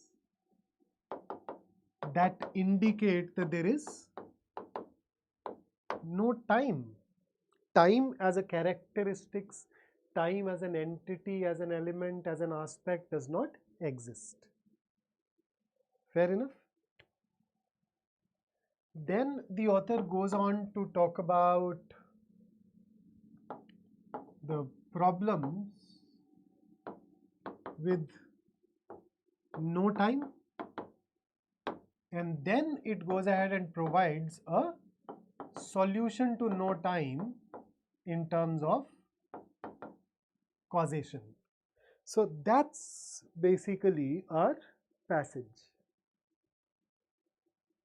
So loops, time, universe, anything that can be eliminated here? I mean, what is the core? If I were to summarize this passage, I will say that this passage says that according to certain theories of physics, it's a realistic possibility that our universe does not have time. But then, if we don't have time, there are going to be problems. Our lives are organized around time. So, a lot of things that are mentioned in the third paragraph, those come into picture, and then how that can be resolved using those theories of physics, which is causation. Shyam says, what is table from the passage? Table is literally table. Table is used as an analogy to explain a concept. So, for example, if I say, Arre, Shyam faced the CAT exam like a lion out there on a prowl, out there on a hunt. So, if you ask me who's a lion in this case, bhai Shyam, analogy thi ye to. Metaphor tha tere liye. Metaphors and similes are basic, simile thi. So, specialized analogies, right? Special cases of analogies. Anyhow, so Loop's time universe fails to give you quite a few of those things. Loop's fundamental time still missing out on causation. Emergent time, time and agency, causation. Emergent time and time looks like redundancy. Causation, quantum physics approaches. Causation was there towards the end, not at the beginning. Moreover, it's not about quantum physics, it's about quantum gravity. And the focus is not on approaches. So I think the best answer choice that we have here is, this is the core. And C gives you these cores. And emergent time is not exactly what I term a keyword there, but it is there. Time as a property, whether it exists or not, is there. So we cannot say that it is not a part of the passage. So the best answer for us is going to be option C. So you notice I basically went ahead and used elimination to arrive at our answer. Okay, so the next one, the author makes all of the following arguments in the passage, except that this is going to be more of a, I'd say, a specific detail question. So, except is basically not. So we're saying the author does not make one of the following arguments in the passage. Which one? So I just removed except and replaced it with not. The rest of it is just grammatically my effort at fixing the sentence grammatically, sheer force of habit. So according to the loop quantum gravity theory, space and time are made up of network of extremely small discrete loops. True. What new theories of physics call causation? What new theories of physics call causation is nothing but another name for time. No, not mentioned in the passage. Some new physical theories to explain the universe do not feature time. True. Discussed. Physics in the new era may explain how time may not actually exist. True. So A, C and D are very clearly discussed. B is not discussed, and that is why the answer. Which theory in this passage says that causation is nothing but time? The passage says that, okay, we may not have time, but we can still organize our world through the principle of causation. The passage does not say that causation is equal to time. Okay. So, therefore, our answer here is B. In 15th question, why not B? The core is the problems with no emergent time and causation as a solution. That's the core. Without causation, you cannot say that your passage is giving you all the keywords. Without the problems associated with time, you cannot say that your passage has given you all the keywords. So you just compare. Okay. All right. So that takes care of this passage. So once again, let's switch over to VA, solve a few questions, play around with them, and then we will move on. So here is your question number 17, which is a paragraph where you see these triple O's. It means odd one out. So you've been given 5 sentences, 4 of them belong to the same paragraph, one does not. So the one that does not belong is supposed to be chosen as your answer. So go ahead and tell me.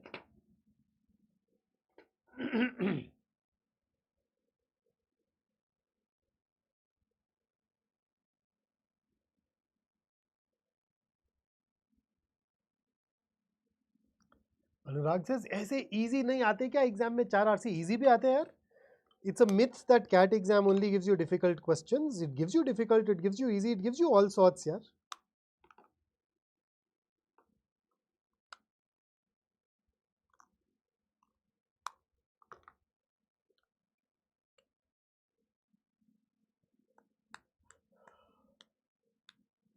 Soham, I have already made dedicated videos on this. If you browse the playlist here of the recorded sessions, you'd find quite a few videos where I've focused just on that. Okay, so I'm getting 2, I'm getting 5. So what do you think? Whatever option you've chosen, what is this passage about?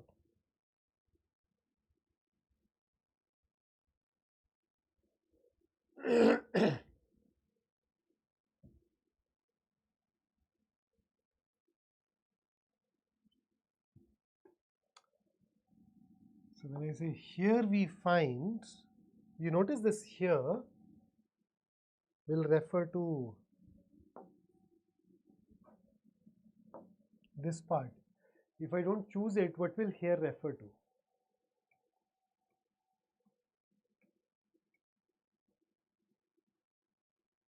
So this here cannot refer to 3 because in 3 she is just an innocent young girl. How would you get this terrifying warrior from 3?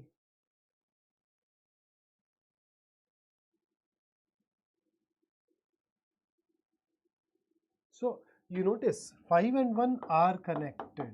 So you won't be able to put these together. And then if I look at it,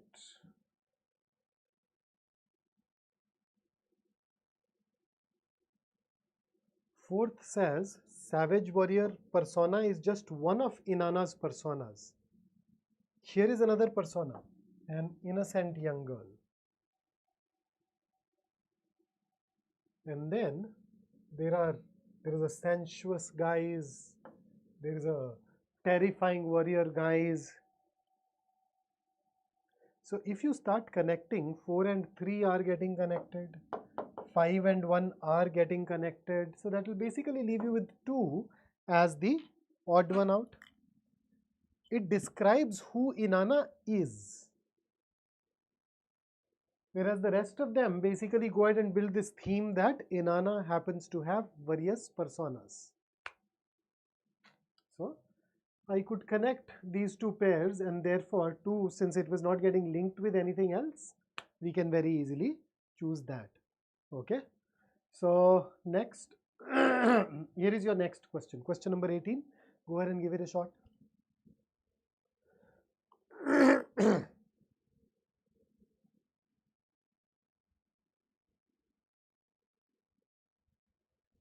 Arno, enheduna who is not needed, but if you remove 5, you will not be able to put or connect first sentence with anything else.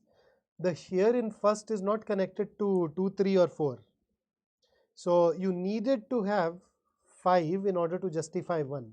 So you either leave both 5 and 1 out, or you leave both of them in. They are absolutely different, Sejal. I am not using that connection. I am using, when you say here we find, that here refers to the temple hymns, which is a collection of 42 short odes to Sumerian gods. Here we find 2 hymns. So it's that connection. Enheduanna is unimportant there.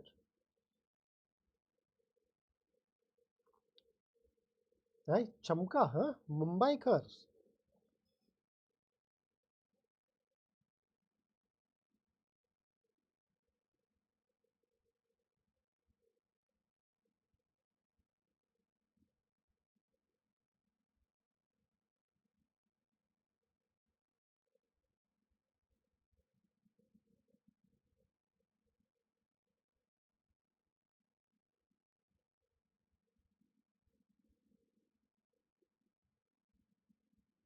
Okay, about time that answers stream in.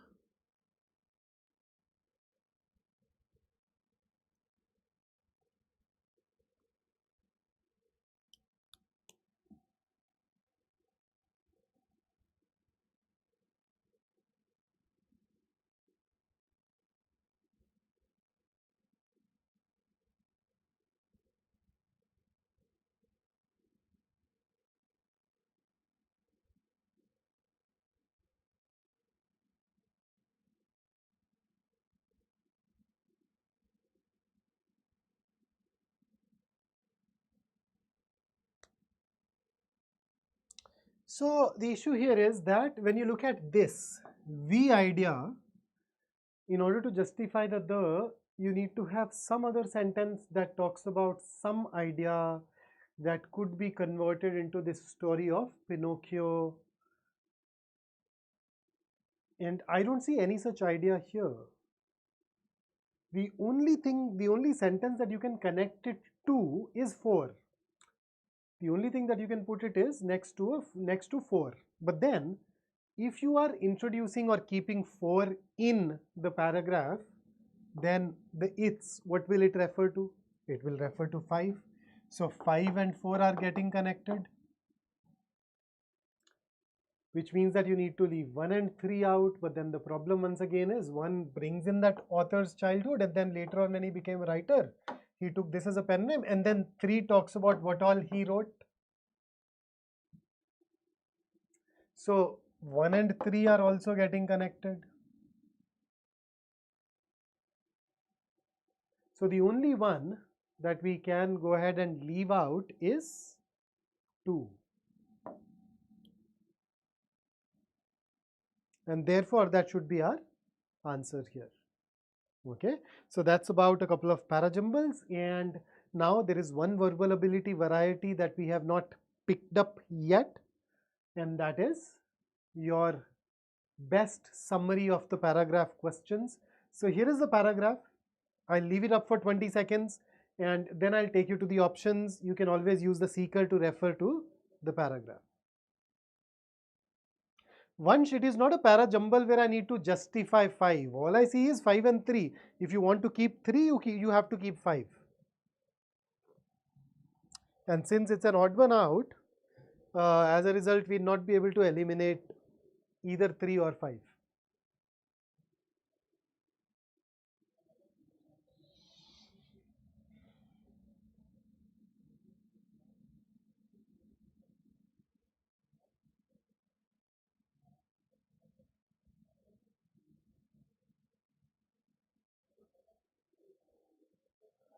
Okay, the options.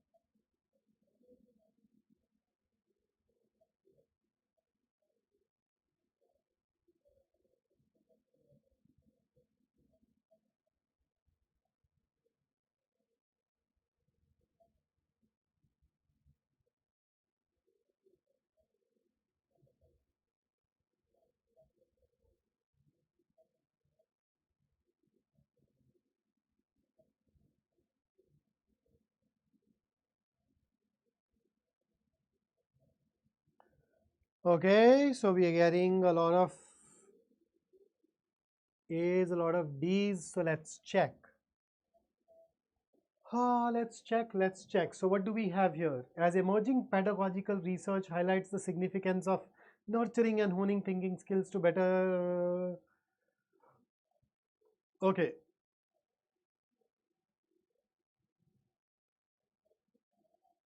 So Google search gives more knowledge to students than the tools of AI. So I'll just focus on, okay, so I'm getting C versus D. AI in the classroom reduces the students' cognitive abilities. Advances in technology will reduce humans to unthinking masses lacking enterprise. So basically, C versus D. I think everybody has managed to rule out A and B. So let's see.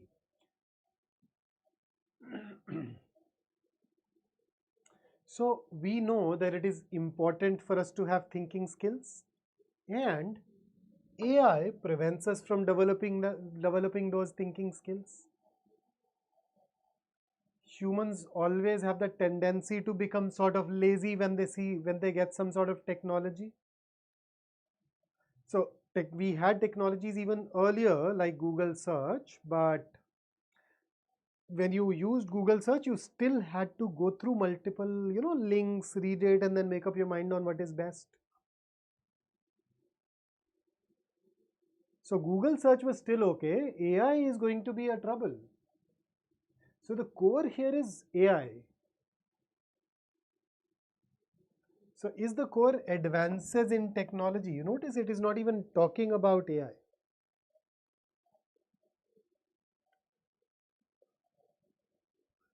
D is very narrow. D goes ahead and talks about only this part.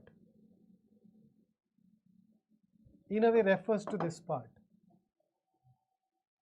So here when we talk about advance of technology, the technology is specifically AI. You notice we are not against technology.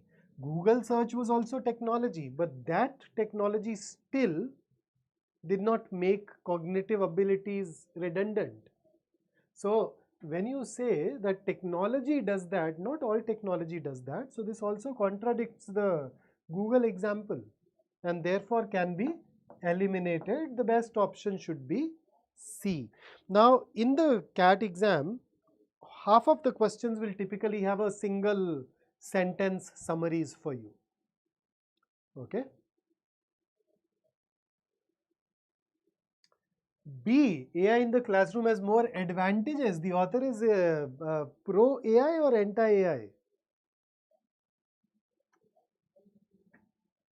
This contradicts the point that the author has made with respect to AI. So B should be easy to eliminate. And the paragraph is not comparing Google versus AI anyway. So that comparison does not exist, so can be eliminated. So here is the next paragraph for you.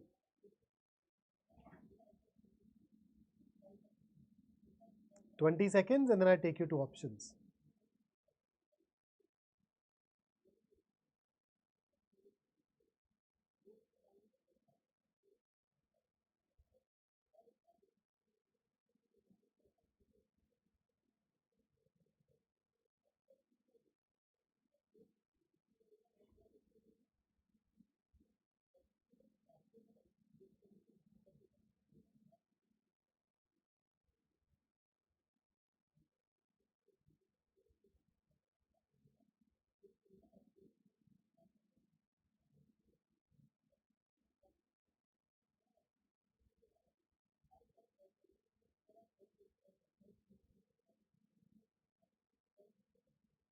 Nikhil, wasn't Google search advance in technology?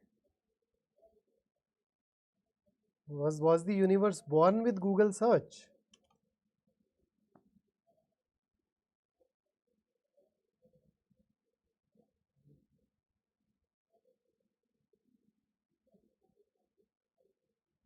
Okay, options. Sorry, I forgot to give you options. Now you got to start.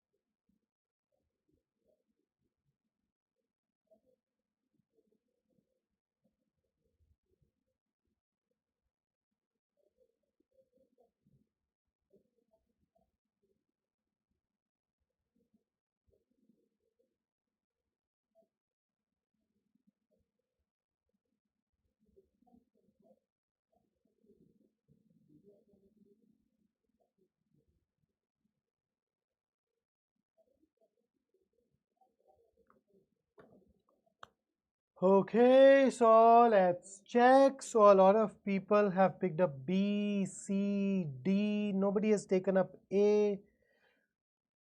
Okay, so since people assume modern day academicians to be liberals, academicians who are not liberal are required to give an explanation as to why they are not. Works.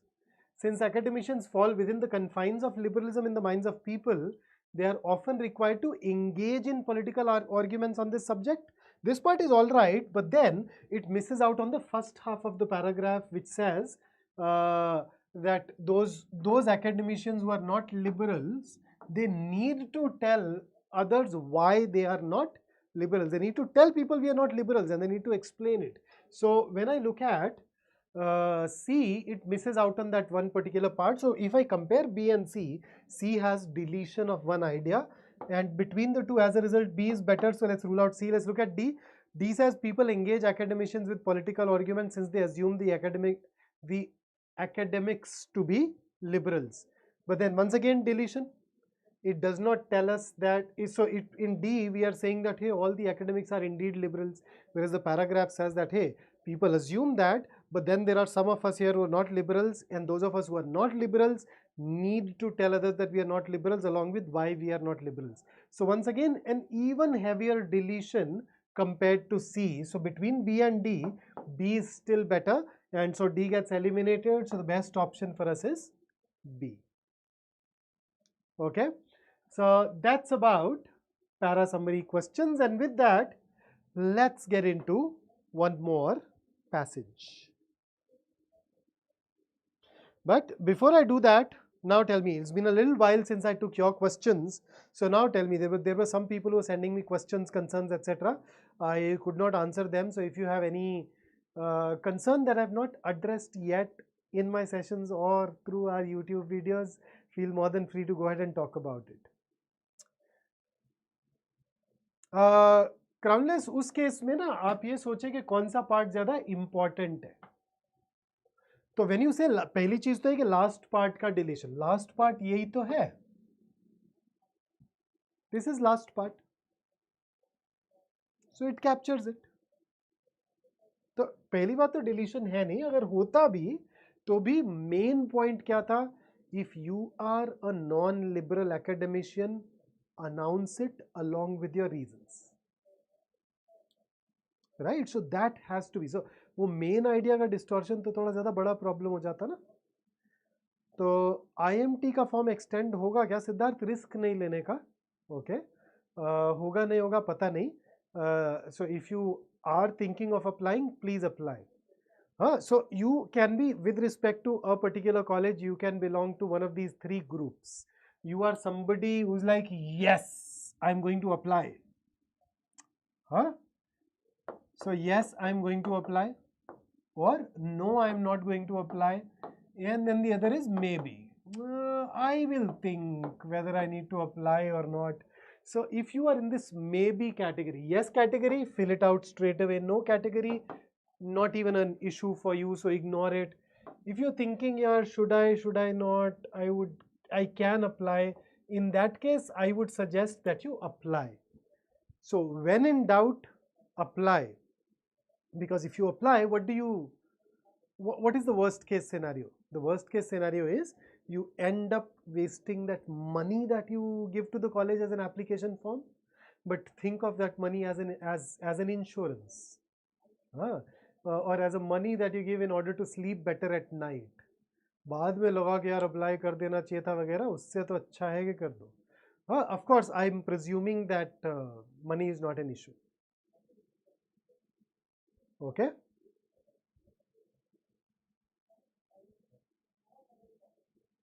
What else? Scoring in 30s in mocks. So मेरे क्या chances हैं? Riya, if I look at the historical data, your actual percentile is usually going to be higher than the percentile that you get in the mocks. Harry picks nothing, yaar. Just you've written so many mocks, right? So just take it question by question.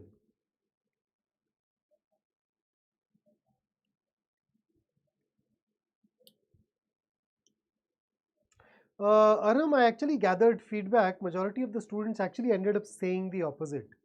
It makes sense for marathons, etc., but I understand. Nikhil says, should I stop reading Eon essays? No, if you're practicing passages, you can afford to, yes, stop reading Eon essays. Tabish, fluctuations in English are pretty normal. And the reason behind those fluctuations normally is that we use a lot of intuition while solving the questions. Another reason can, of course, is that the difficulty level between the two exams can also vary significantly.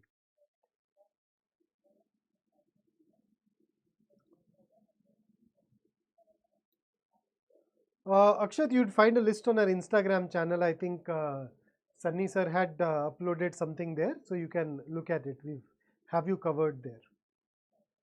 Vishal says confidence पूरा down हो चुका है भाई देखो. What exactly is confidence? So this is the last question that I take, and then we move back to our passage. Confidence is an outcome. Confidence is an effect. Confidence is not a cause. Okay. So when you continue to prepare, keeping a level head, you eventually gain in confidence. Right? Manish IFT के बारे में क्या जानना चाहते हो? अच्छा college है, apply करना है कर सकते हो.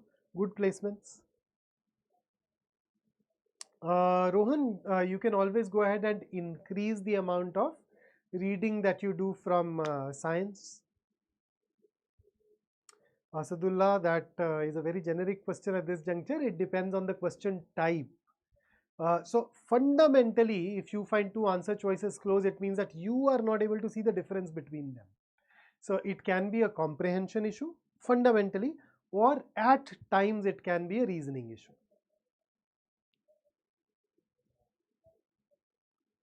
Soham, go ahead and leave that, then we'll see. If time permits, you can revisit it. Otherwise, it's okay to leave one RC. Vishal, I've already talked about fluctuation in this session as well as in quite a few of my previous sessions. I've in fact made a video on that, two videos on that for that matter. They are available as part of some playlist on this channel. Oh, one of them is titled How to Increase Your VARC Score in 6 Weeks. So though you don't have 6 weeks now, but the core principles that I've talked about still remain the same. अबे Manish IFT का अलग paper नहीं है भाई. Ria, let's talk about Masters Union offline. The first couple of years were very promising. Right now, maybe. Sham, how about let's talk more about my cat after the cat. So I'll try and see if I can upload a video on the 25th on our channel. So let's see. Chale. So let's go ahead and dive into the next passage. Here it is.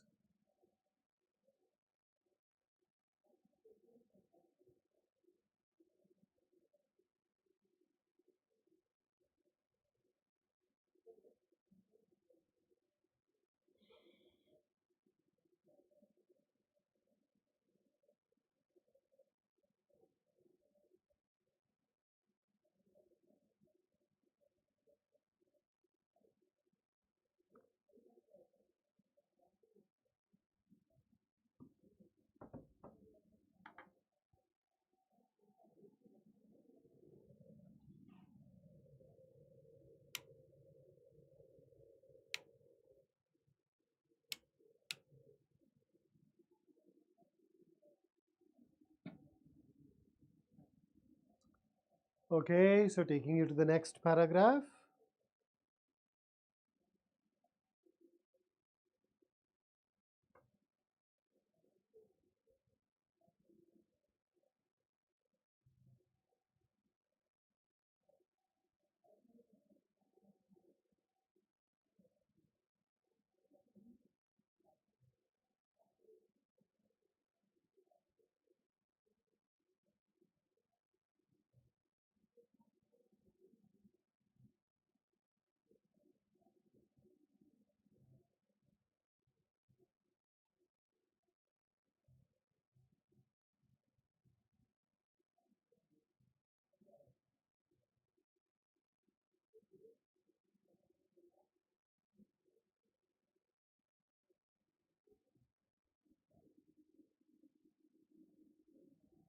Well, Nikhil, you can always use the seeker to stay there, no? Hit pause.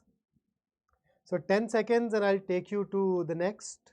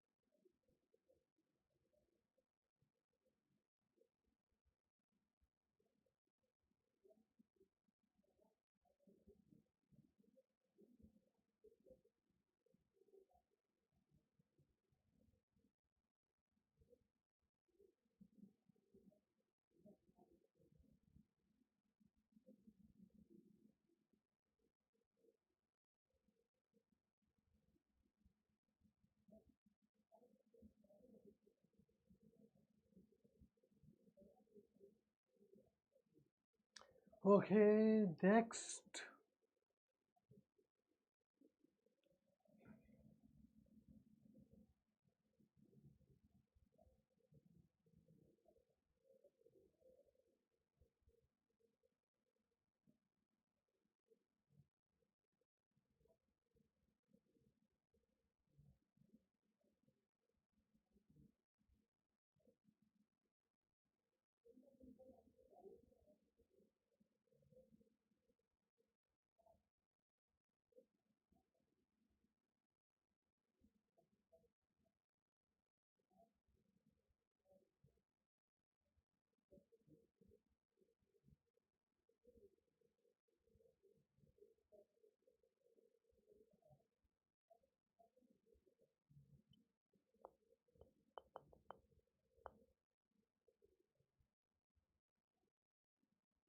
Okay, 10 seconds and I'll change.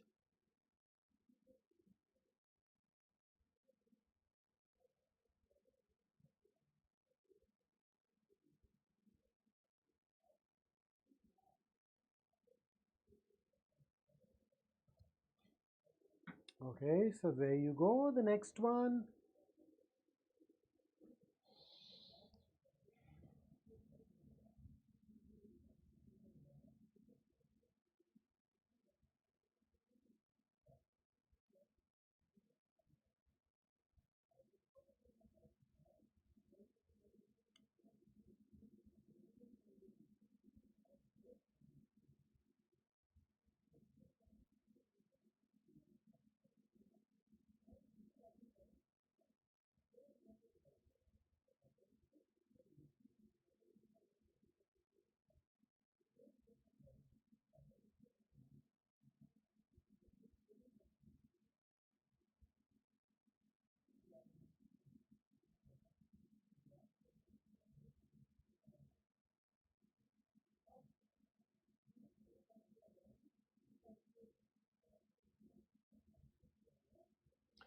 All right, so with that, let's get into the questions. Here is the first one.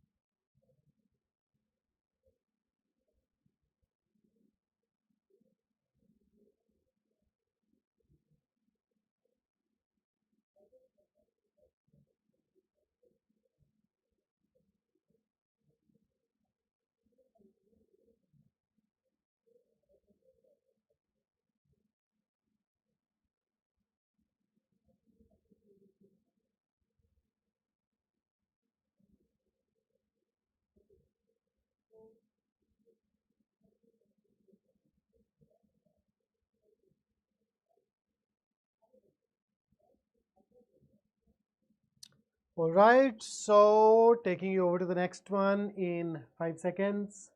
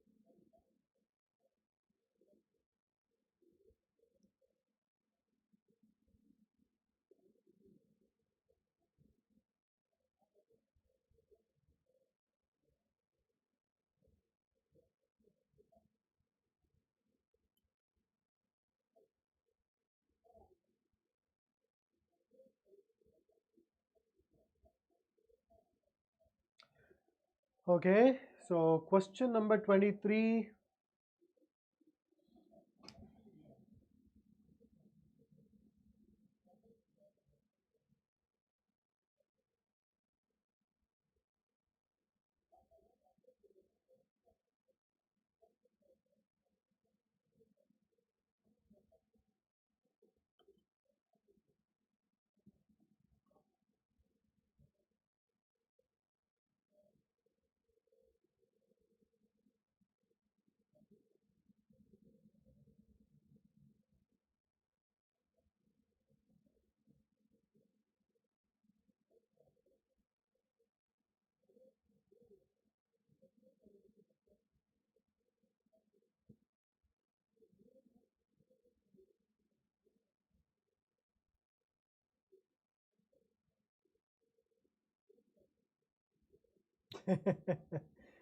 Nikhil, there are only around 60 odd words in tones that are used more frequently.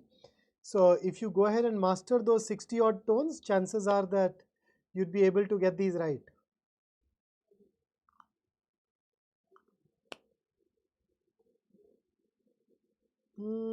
Rishabh, kind of, yes. Kind of.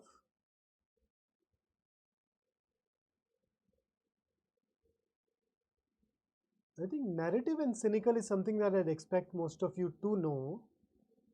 Didactics, scurrilous, maybe didactic is one of those high frequency terms. Scurrilous is a low frequency tone, but it does, but as a word, it is not very low frequency. So,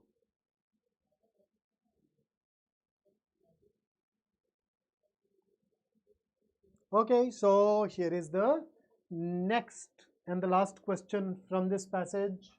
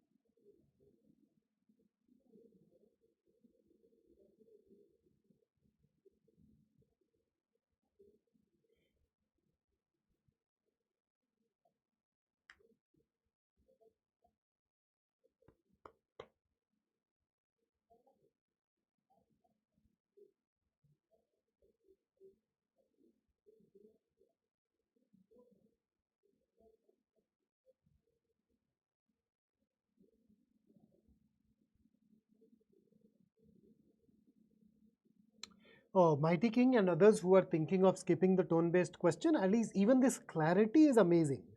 You at least know what works for you and what does not. That in itself is a good thing.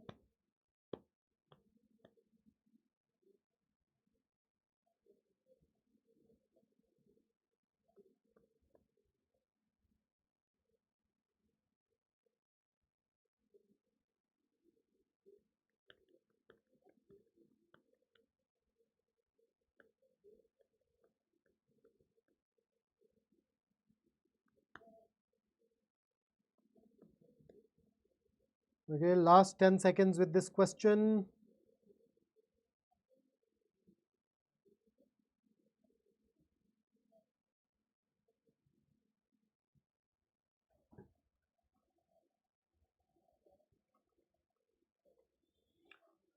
Okay, so let's revisit the passage. So since a lot of you did struggle with the passage, let's read it at a leisurely pace. Self-conceit leads to violence. What is self-conceit? Have you heard of this word called vanity? Vanity is the last thing that dies in a man. Self-conceit is an exaggerated opinion of one's own qualities or one's own abilities. Okay, it's the state of being too proud of yourself or too proud of your actions. Now, the author says that this characteristic leads to violence. All violence turns around that axis. Okay, so in ignorance, conceit prevails on the self.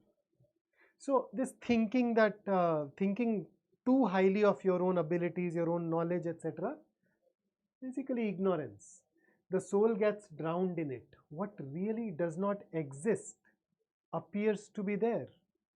It is a house of cards, and any stir of the air can shatter it. This fear is the birth of violence. So you think too highly of yourself, but somehow deep within you know that this may not be right, that this illusion can any moment be broken, and that fear of that illusion, your superiority to be broken, is the birth of violence. It says violence is fear itself. This fear can develop from self-defense to offense. So somebody is challenging you, you are defending against this. If fear remains confined to self-defense alone, then ultimately it leads to cowardice. The same fear looks like bravery when it becomes offensive. So you can defend yourself against others. If you continue to do that, ultimately you can become a coward. On the other hand, if you go on offense, then the same fear looks like bravery. But whether it is cowardice or so-called bravery, fear is present in both, and that is the motive for both. Those who wield the sword, as also those who keep themselves in hiding, are both moved by fear. It is necessary to know what fear is, because he who is afraid can never be non-violent.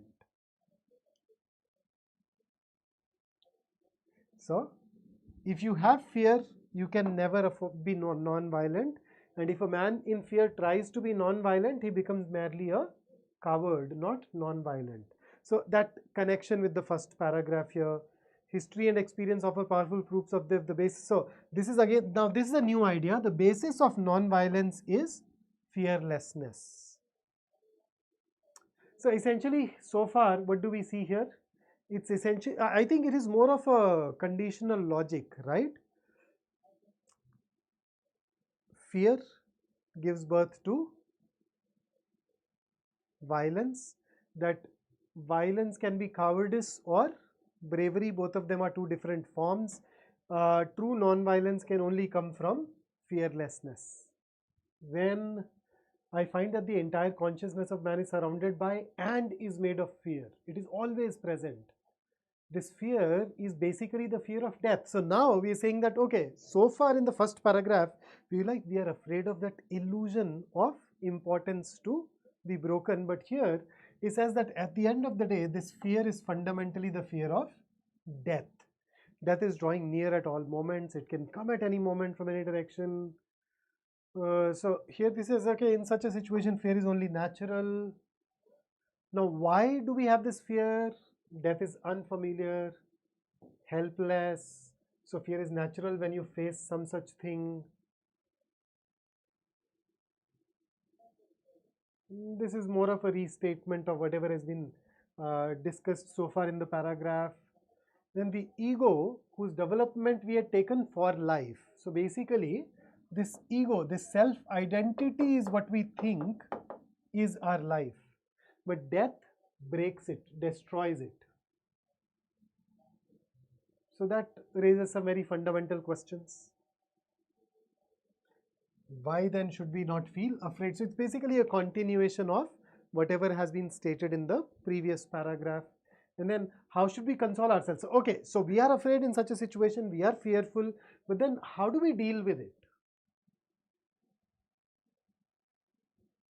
So in such a state, so once again, this does not really answer how to deal with it until here. The answer starts here. To be free from violence, one has to be free from fear. To be free from fear, one has to be free from death. To be free from death, one has to know oneself. So this is where the answer to the question comes in. And then, surprisingly, I know others, but I do not know myself. So knowing myself, we don't know ourselves. How mysterious is it that I am familiar with the outside and unfamiliar with the inner self? This ignorance of the self is the cause of all pain, bad conduct, non-salvation. In meditation, it appears that what is visible is immortal. So hinting at the fact that meditation can help you know yourself. In meditation, the illusion of death is gone. With death, fear also disappears and fearlessness is born. From fearlessness, non-violence flows. You notice the use of small I instead of a capital I? Even that can be used to convey a philosophical discussion. So, questions now. Question number 21. What is the primary purpose of the passage? Let's use the process of elimination, okay? So death is the root cause of all manifestations of fear, which eventually leads to violence, and absence of death leads to non-violence and fearlessness. Tell me, is it the absence of death that leads to non-violence, or is it the knowledge of oneself that leads to it? Death exists. That reality does not change. But we are afraid of death because we think we are just our ego. When you know yourself truly, you realize that with death, you do not end. So death may still exist, but this part, absence of death leads to non-violence, is incorrect. This is not even given in the passage. So this takes you beyond the scope of the passage. It's an answer choice that you can call out of scope. It is an idea that I so often in my classes say is alien, so A gets eliminated. B, self-conceit, ego, ignorance lead to violence, and violence is the expression of fear. Is that the primary purpose? The primary purpose is to tell us where all these things come from and how to fix it. So B misses out on that part of how to fix it. So B talks about the first half of the passage, but not the second half. It misses out on the last two paragraphs very clearly. So as main idea questions go, you'd call it a narrow answer choice. Death causes fear, which results in violence. Containing it within oneself leads to cowardice. Containing violence within oneself leads to cowardice. Okay, that's questionable. And to be free from violence and fear, one has to overcome death. Nope.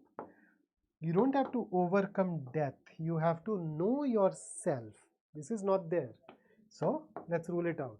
D, death causes fear, which is expressed as violence, while limiting fear to self-defense leads to cowardice, and only fearlessness from death can result in non-violence. So this is better. So we basically need to compare B and D. Between B and D, which one captures more of the passage? Does D capture it completely? No. I'd say that that idea behind the knowledge of oneself is very important. But if you compare, C captures more of the passage. D captures more of the passage, and therefore we should choose D over B as our answer. So it's always comparisons. Okay, the absolute perfect answer choice may not even exist among the options. So it's always those nuances, those shades. Okay, 22nd, what remedy does the author suggest for being free from fear? I think that one is easy. The remedy is know yourself. So, awareness of the unknown dispels fear. Awareness of one's own true self, not the other unknowns. So this is a distortion here. Meditation drives away the fear from death, generates fearlessness from which non-violence prevails. So meditation has been talked about as a path to know yourself. In meditation, what is visible is immortal. So what you see then is what lasts forever. And once you realize that you are going to last forever, that fear vanishes. So this is definitely, it can be thought of as a remedy. The meditation can be treated as a remedy. Let's see. By option C, by giving up on the idea of self-conceit, ignorance and ego fearlessness can be cultivated. No. You cannot give up on the idea of self-conceit. In order to do that, the remedy advised is know yourself. So C is easy to eliminate. D. So D also gives us the same thing. So it basically boils down to B versus D. Which one would you choose?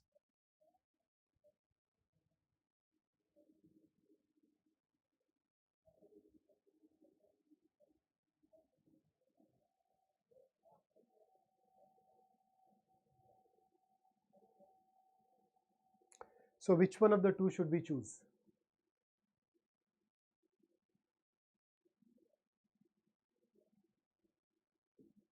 And why? Fair game, when you say my accuracy is very bad, we are basically taking you through that process. Why? So which one of these two remedies has been suggested? So now let's read them closely and see the differences. Meditation drives away the fear from death.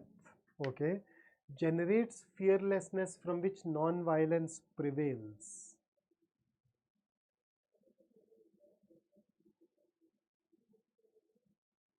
So meditation generates fearlessness.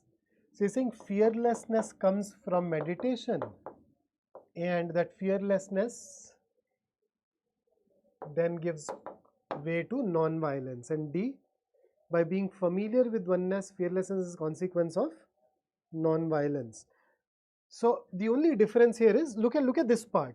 D says you get non-violence, and from non-violence you get fearlessness. So so both of these are fine. Meditation is also a way to become familiar with yourself. I think the difference lies here. It's the fearlessness that leads to non-violence, or is it the non-violence that leads to fearlessness? That's where they are different. What comes first?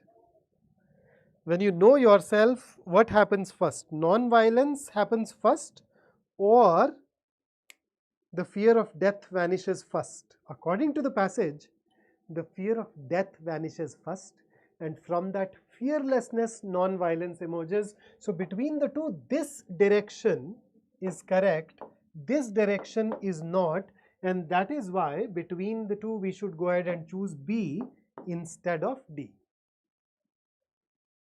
So I mean, most of the times if I start looking at every answer choice very intensely, if I start looking at the implication of every word, it is time consuming. So I do that when the need arises. I do that when we see two options which are close. Otherwise, if a cursory reading can help you eliminate and you are able to rule out three, why dig deep? So you need to have that ability to dig deep, figure out those minute differences. It's only then that you'd be able to proceed. So that ability needs to exist, but we do not exercise that ability indiscriminately while going through everything. Okay. Okay, then next. So tone. Right. So narrative is basically the style of a story. It's definitely not a story. You can rule it out. Cynical. What is cynical? If a person is cynical, it means that the person believes that people are selfish, people are self-centered, and they always act in ways that benefit them. In this passage, does the author show the tendency to not trust others? The others aren't even talked about, so that takes it beyond the scope of the passage. Then we have didactic. A didactic tone in writing tells you that this piece is intended to teach, is intended to instruct, and it is likely to have some very direct and matter of fact advice. It can have some lessons, it can even have some warnings. But a didactic style prioritizes teaching over entertainment, and therefore at times it can be dry, it can be boring. So in this particular case, is the author teaching us something? Yes. How to become fearless and thus non-violent? So this can be your answer. And then you have scurrilous. Scurrilous is if you criticize something unfairly, then you are being scurrilous. Particularly the type of criticism which is designed to harm someone's reputation. So, unfair criticism, especially one which is designed to harm someone's reputation. So, no reputations are being harmed in the passage, so you can rule it out. No unfair criticism has been leveled against anyone. So, D gets ruled out, so you're left with C. So, I think the options aren't very close here. If you knew the meanings, the question would have been easy. And that takes us to the last one. All of the following are true as per the passage except. So basically, now let's just fix the grammar. So one of the following is not true as per the passage. So let's start. Ignorance leads to self-conceit, which eventually leads to violence. True. Very first paragraph. Fearlessness is an essential prerequisite for non-violence. True. To save ourselves from the unknown, we go on to do anything.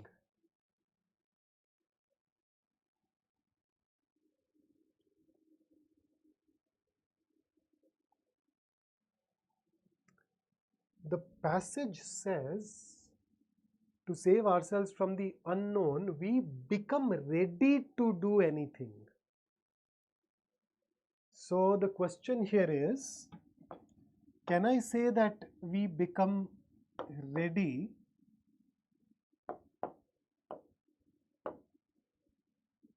to do anything is equal to go on to do anything?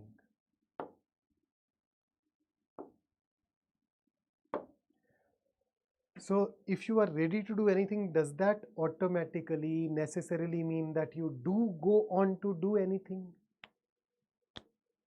There is a subtle difference.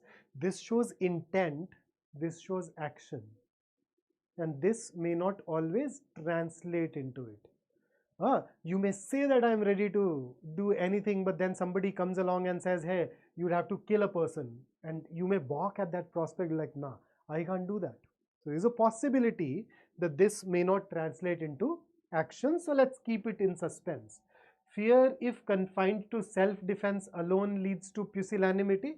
Pusillanimity is cowardice. So yes, this is stated in the second paragraph. So this is true. So A, B and D are true. C may not be true. C is not 100% certain to be true, and therefore our answer here should be option C. So there you go. So that's our passage. Okay, so let's move back to verbal ability now. And here is a question for you. Parajambal, the bottom right hand corner will tell you what it is about. So go ahead, answer it.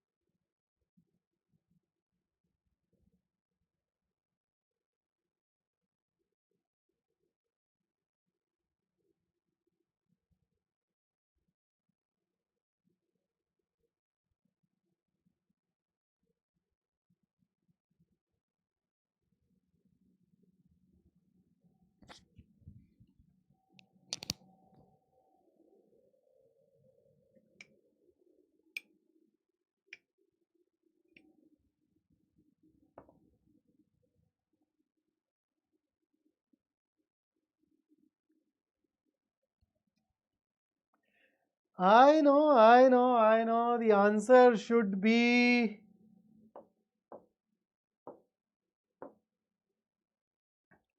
the only catch here is 1-2 or 2-1.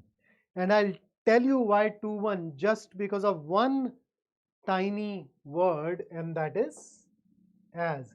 You remove this as from first and it is going to be 1-2. But to err is human, as the English poet Alexander Pope wrote in his essay. So this as requires this idea to be mentioned beforehand. If this as is not here, then it is a general sentence. Then it should definitely come before to. But this as tells you that to err is human. Humans making error is something that has already been stated, and therefore to, in order to justify the as, has to come before one. Baki to, you guys have nailed it. 4-3, absolutely yes. Everybody has gotten it. So just one word.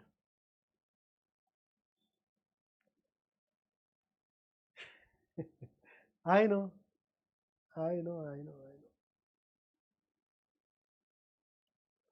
Gautam, we've shared a very detailed VARC cheat sheet. Which group are you in? Just tell me the Facebook group and I'll see I can go ahead and share it. Huh? Okay, next question. Question number 26.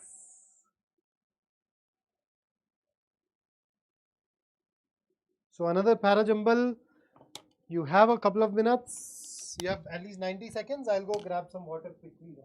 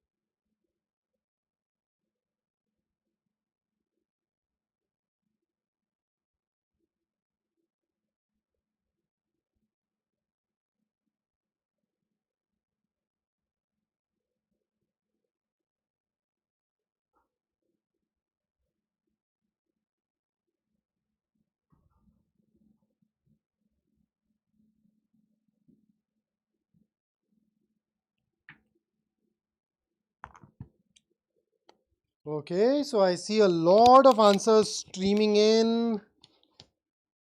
I may have missed out on some of the answers, but the ones that I see on the screen. So we're basically getting 4123 and 4132. So essentially 23 versus 32. So those of you who have chosen 23, can you share your reasons? And if you've chosen 32, can you share your reasons? So 23 versus 32.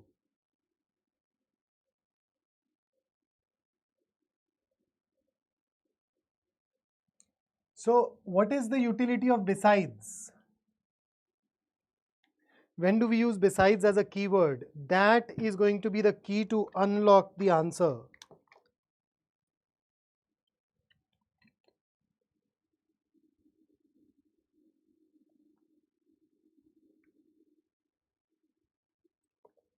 So besides is a bit like saying in addition to. So in addition to murder, other hallmarks are this. So right before to, you need to have a sentence where somebody is murdered. So first talks about murder. Second says that besides murder, there are these other things as well. Terror, autarky. What is autarky?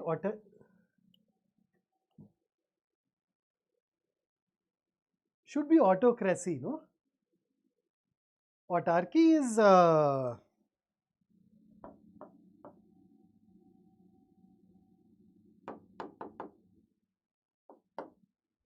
Economic independence. I think the author got it wrong, huh? Instead of anarchy. So it should be anarchy or it can be autocracy, autarky. Economic, if you're self-sufficient, that's anarchy. I don't know. So this besides connects one with two instead of putting three. If you put three, you already have a lot of other things, so you won't be able to justify besides. So 4123 is better than 4132, so that is the one that we should choose as our answer. Okay, the next one. This time around, my bad, I forgot to fix this. This is a paragraph odd one out for you. So I will write it.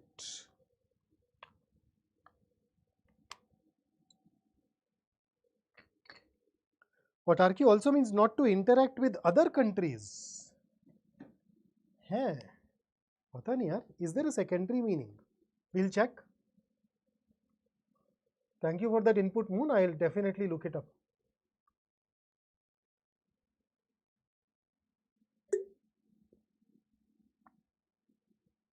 Edwin, anarchy is lawlessness, rule of jungle. But then as a philosophy within political theory, anarchism has is also a very well defined concept, which leads to some other meaning. So anarchy as a political theory concept does not mean lawlessness or law of jungle. Okay, then it means something else in that context. In general, it means to each his own. Everybody is on his own.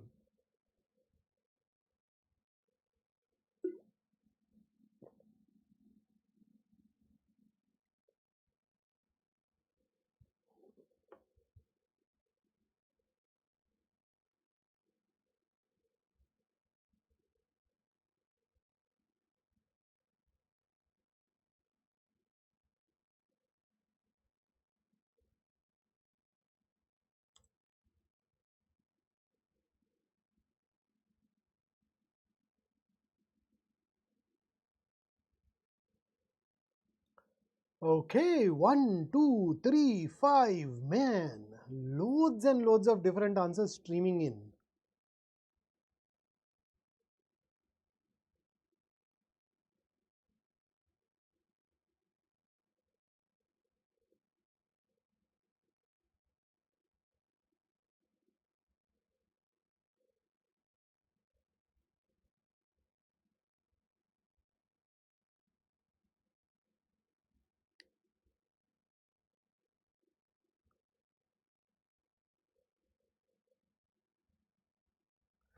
So let us see.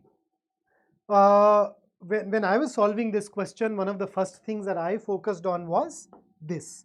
So I don't know about you, but all of us have some favorite clues. So my absolute favorite clues in all these paragraph-based questions are transitional expressions. So I love them because they usually end up giving some very concrete connections. So whenever I read all the sentences of a parajumble or an odd one out, I identify clues. In case it gives me some transitional expression, I almost invariably start with that. Okay. So you're saying introductory economics courses are not so easy to transform. So right before that, there should be something else that has become easily transformed or that has been easily transformed, and that is, if you look at it in terms of ideas, you realize first gives you that sentence. So see, over the past 30 years, PhD level education, so you notice the PhD level education has transformed. It has become more data driven. It is focusing on psychological aspects. It is more attuned to the many ways that markets can fail. Introductory economics courses, however, are not so easy to transform. So you are getting this 1 plus 4 as a connection. Then look at fifth. This also starts with a transitional expression, so that gives you a conclusion. So if I want to arrive at this conclusion, so introductory economics textbooks have continued to teach. So which of the, is there anything here that can act as a premise for 5? If there is something that can act as a premise, as a reason, as a basis, as a support for the idea of 5, then that should come right before 5. So sentence 3 does that.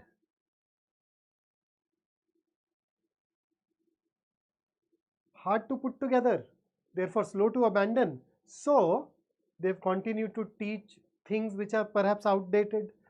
So 3 and 5 are also getting connected. 2 is the only one that does not connect to any of these other sentences. In fact, if you look at it, 2 contradicts the other 4. It says introductory courses reflect the way that the field of economics evolved, whereas if you look at 3, 4 and 5, they tell you that introductory courses do not really change. It in a way goes against what is stated in the other 3. So therefore should be 2. So when I looked at it, my basic thought was 1 or 2 needs to be, 1 or 2 should be left out, but 1 was getting connected with 4, 2 was not getting connected with anything else. So that is the one that I chose as my answer to this particular question. So with that, here is your next question, which is another odd one out. I just looked at it as paragraphs and I thought Control D will suffice. Let's go ahead and dive into it.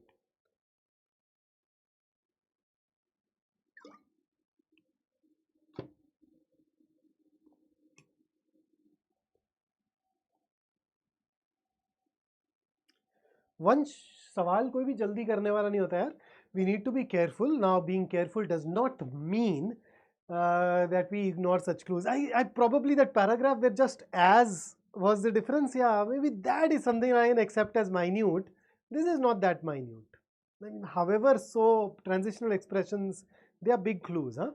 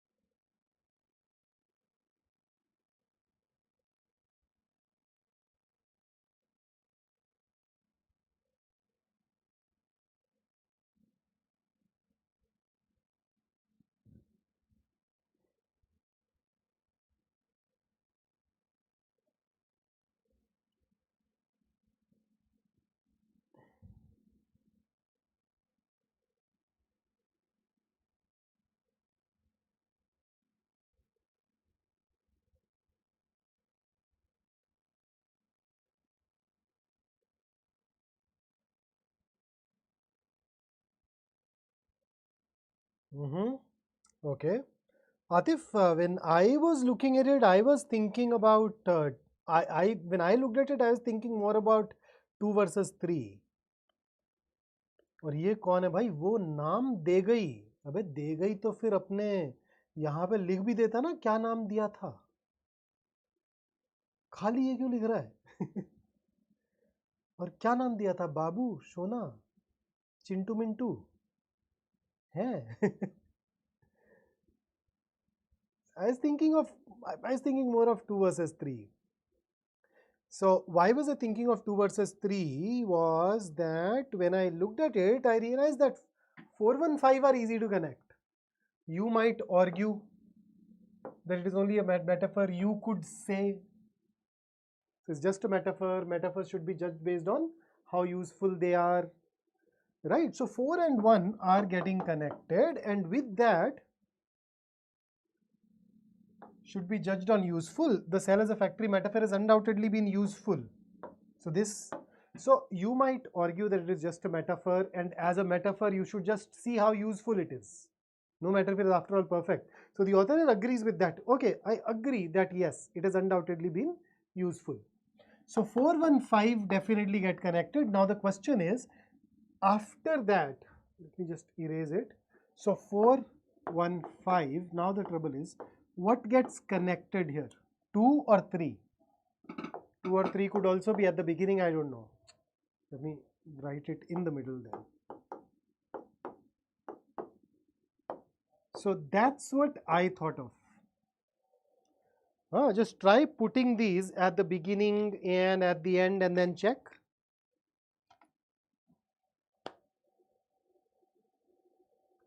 So let's begin with 2. One alternative metaphor for the cell nucleus I tentatively suggest could be a collaborative notebook. From there to you, this can't work. Let's put 2 at the end. 4, 1, 5.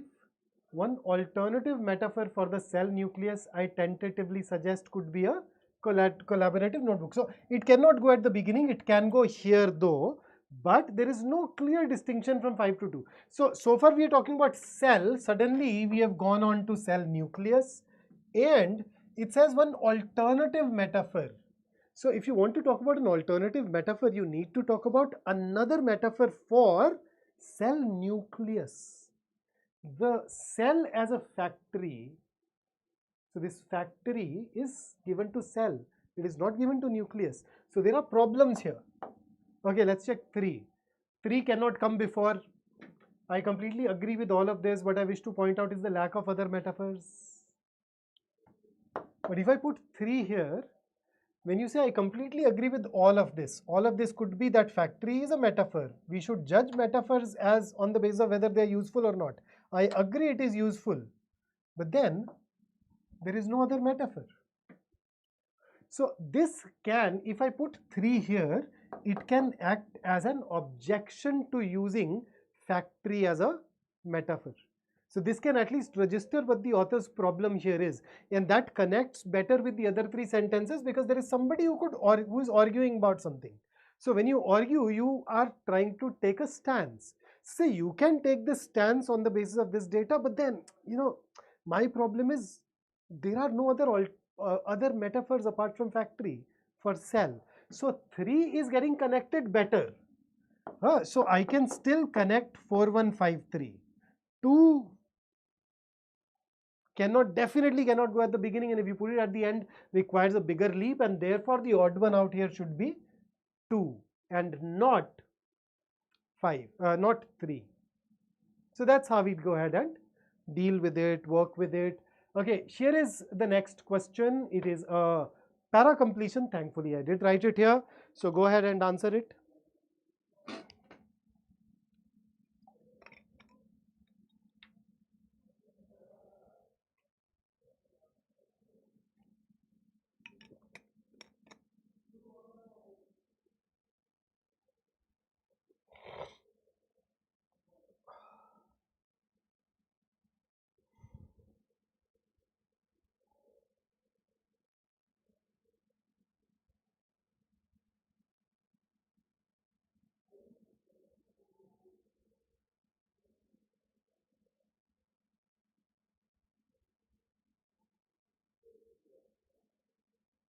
Mitochondria.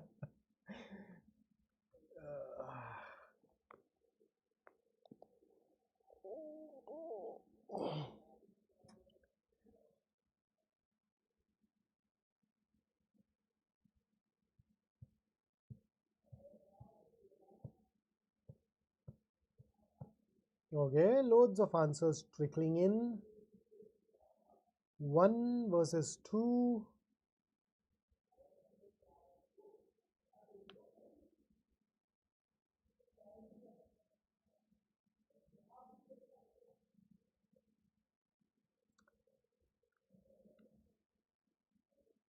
So between the two, 1 and 2, we opt for 1 and not 2. The reason is everything else here is talking about the idea of rightness.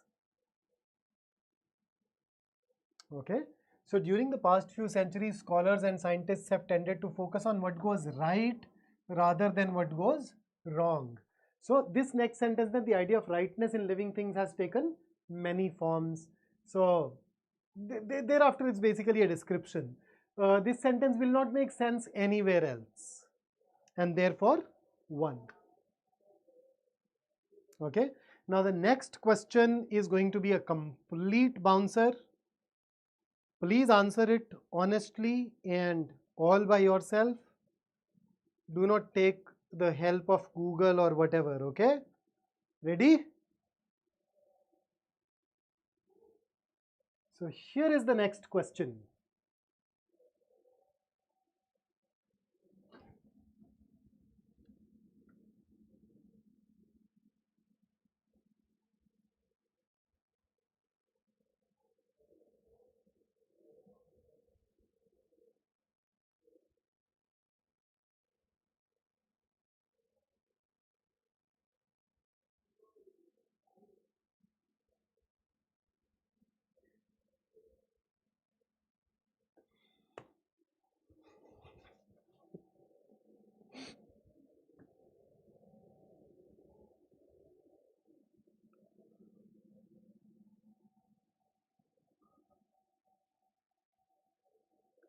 ओए हुए, मतलब इतनी जल्दी तो answers आए ही नहीं थे किसी सवाल के, जितनी जल्दी अब आ रहे हैं. Okay, so by the way, the right answer is C. And now let me tell you why this question is here and what the lesson it is supposed to leave us with. Every question teaches us something, right? So see, whenever we engage in any pursuit, we at times get into this zone, this mode where we believe that I need to be sincere. And we associate that sincerity, that intensity with seriousness. Now, but then we always have a choice. Whenever you engage in any intense pursuit, you can pursue it seriously or you can pursue it playfully. Play does not mean that you are any less intense. I don't know. I'm sure all of us have experienced it. Have you played carom board, badminton, cricket, whatever? So even when you're playing carom board, it is play. You are completely involved. You are giving your 100%, but you are enjoying it, and that is why you are able to do it effortlessly. You are able to do it for hours and hours and hours. So preparing does not mean that we have to be serious. Intensity does not mean that we have to be somber and dull. We can always bring in that mentality of being playful, and that can make things a lot easier for you, right? So that's something that I do want to leave you with. And this is connected to the fourth paragraph, and I thought, since this thought is there, let's go ahead and share it with you. Right? So that's it from me today. But this was only the first session of the last lab series. You'll have a session every day for the next 2 days as well at 4. 2 days, 3 days. Thursday, Friday. We won't have one on Saturday, I think, but I think I'd have to check. But you will have some session every day at 4, where you'd go ahead and work with different faculty members over different topics. And on Saturday, we may take some sessions. We will, in fact, take sessions on YouTube. But the idea behind the sessions on Saturday is not to teach. Okay, we may give some topic to those sessions, yes, but the true purpose of taking any session on Saturday is to be with you, so that you have somebody to talk to and maybe just discuss things out or maybe shoot the breeze. So don't take the topics of the Saturday sessions very seriously. Feel free to join us on Saturday or whatever you want to, but before Saturday we'd of course have very clearly defined agendas where you'd meet us at 4 every day, and we'll take you through these last minute revision tips, tricks, everything, right? So that's it from me today. Before you sign out, don't forget to like the video, and in case you are tuning into our channel for the first time, hey, do subscribe, right? So until I see you next, stay safe, stay focused, stay in touch. Have a great time ahead.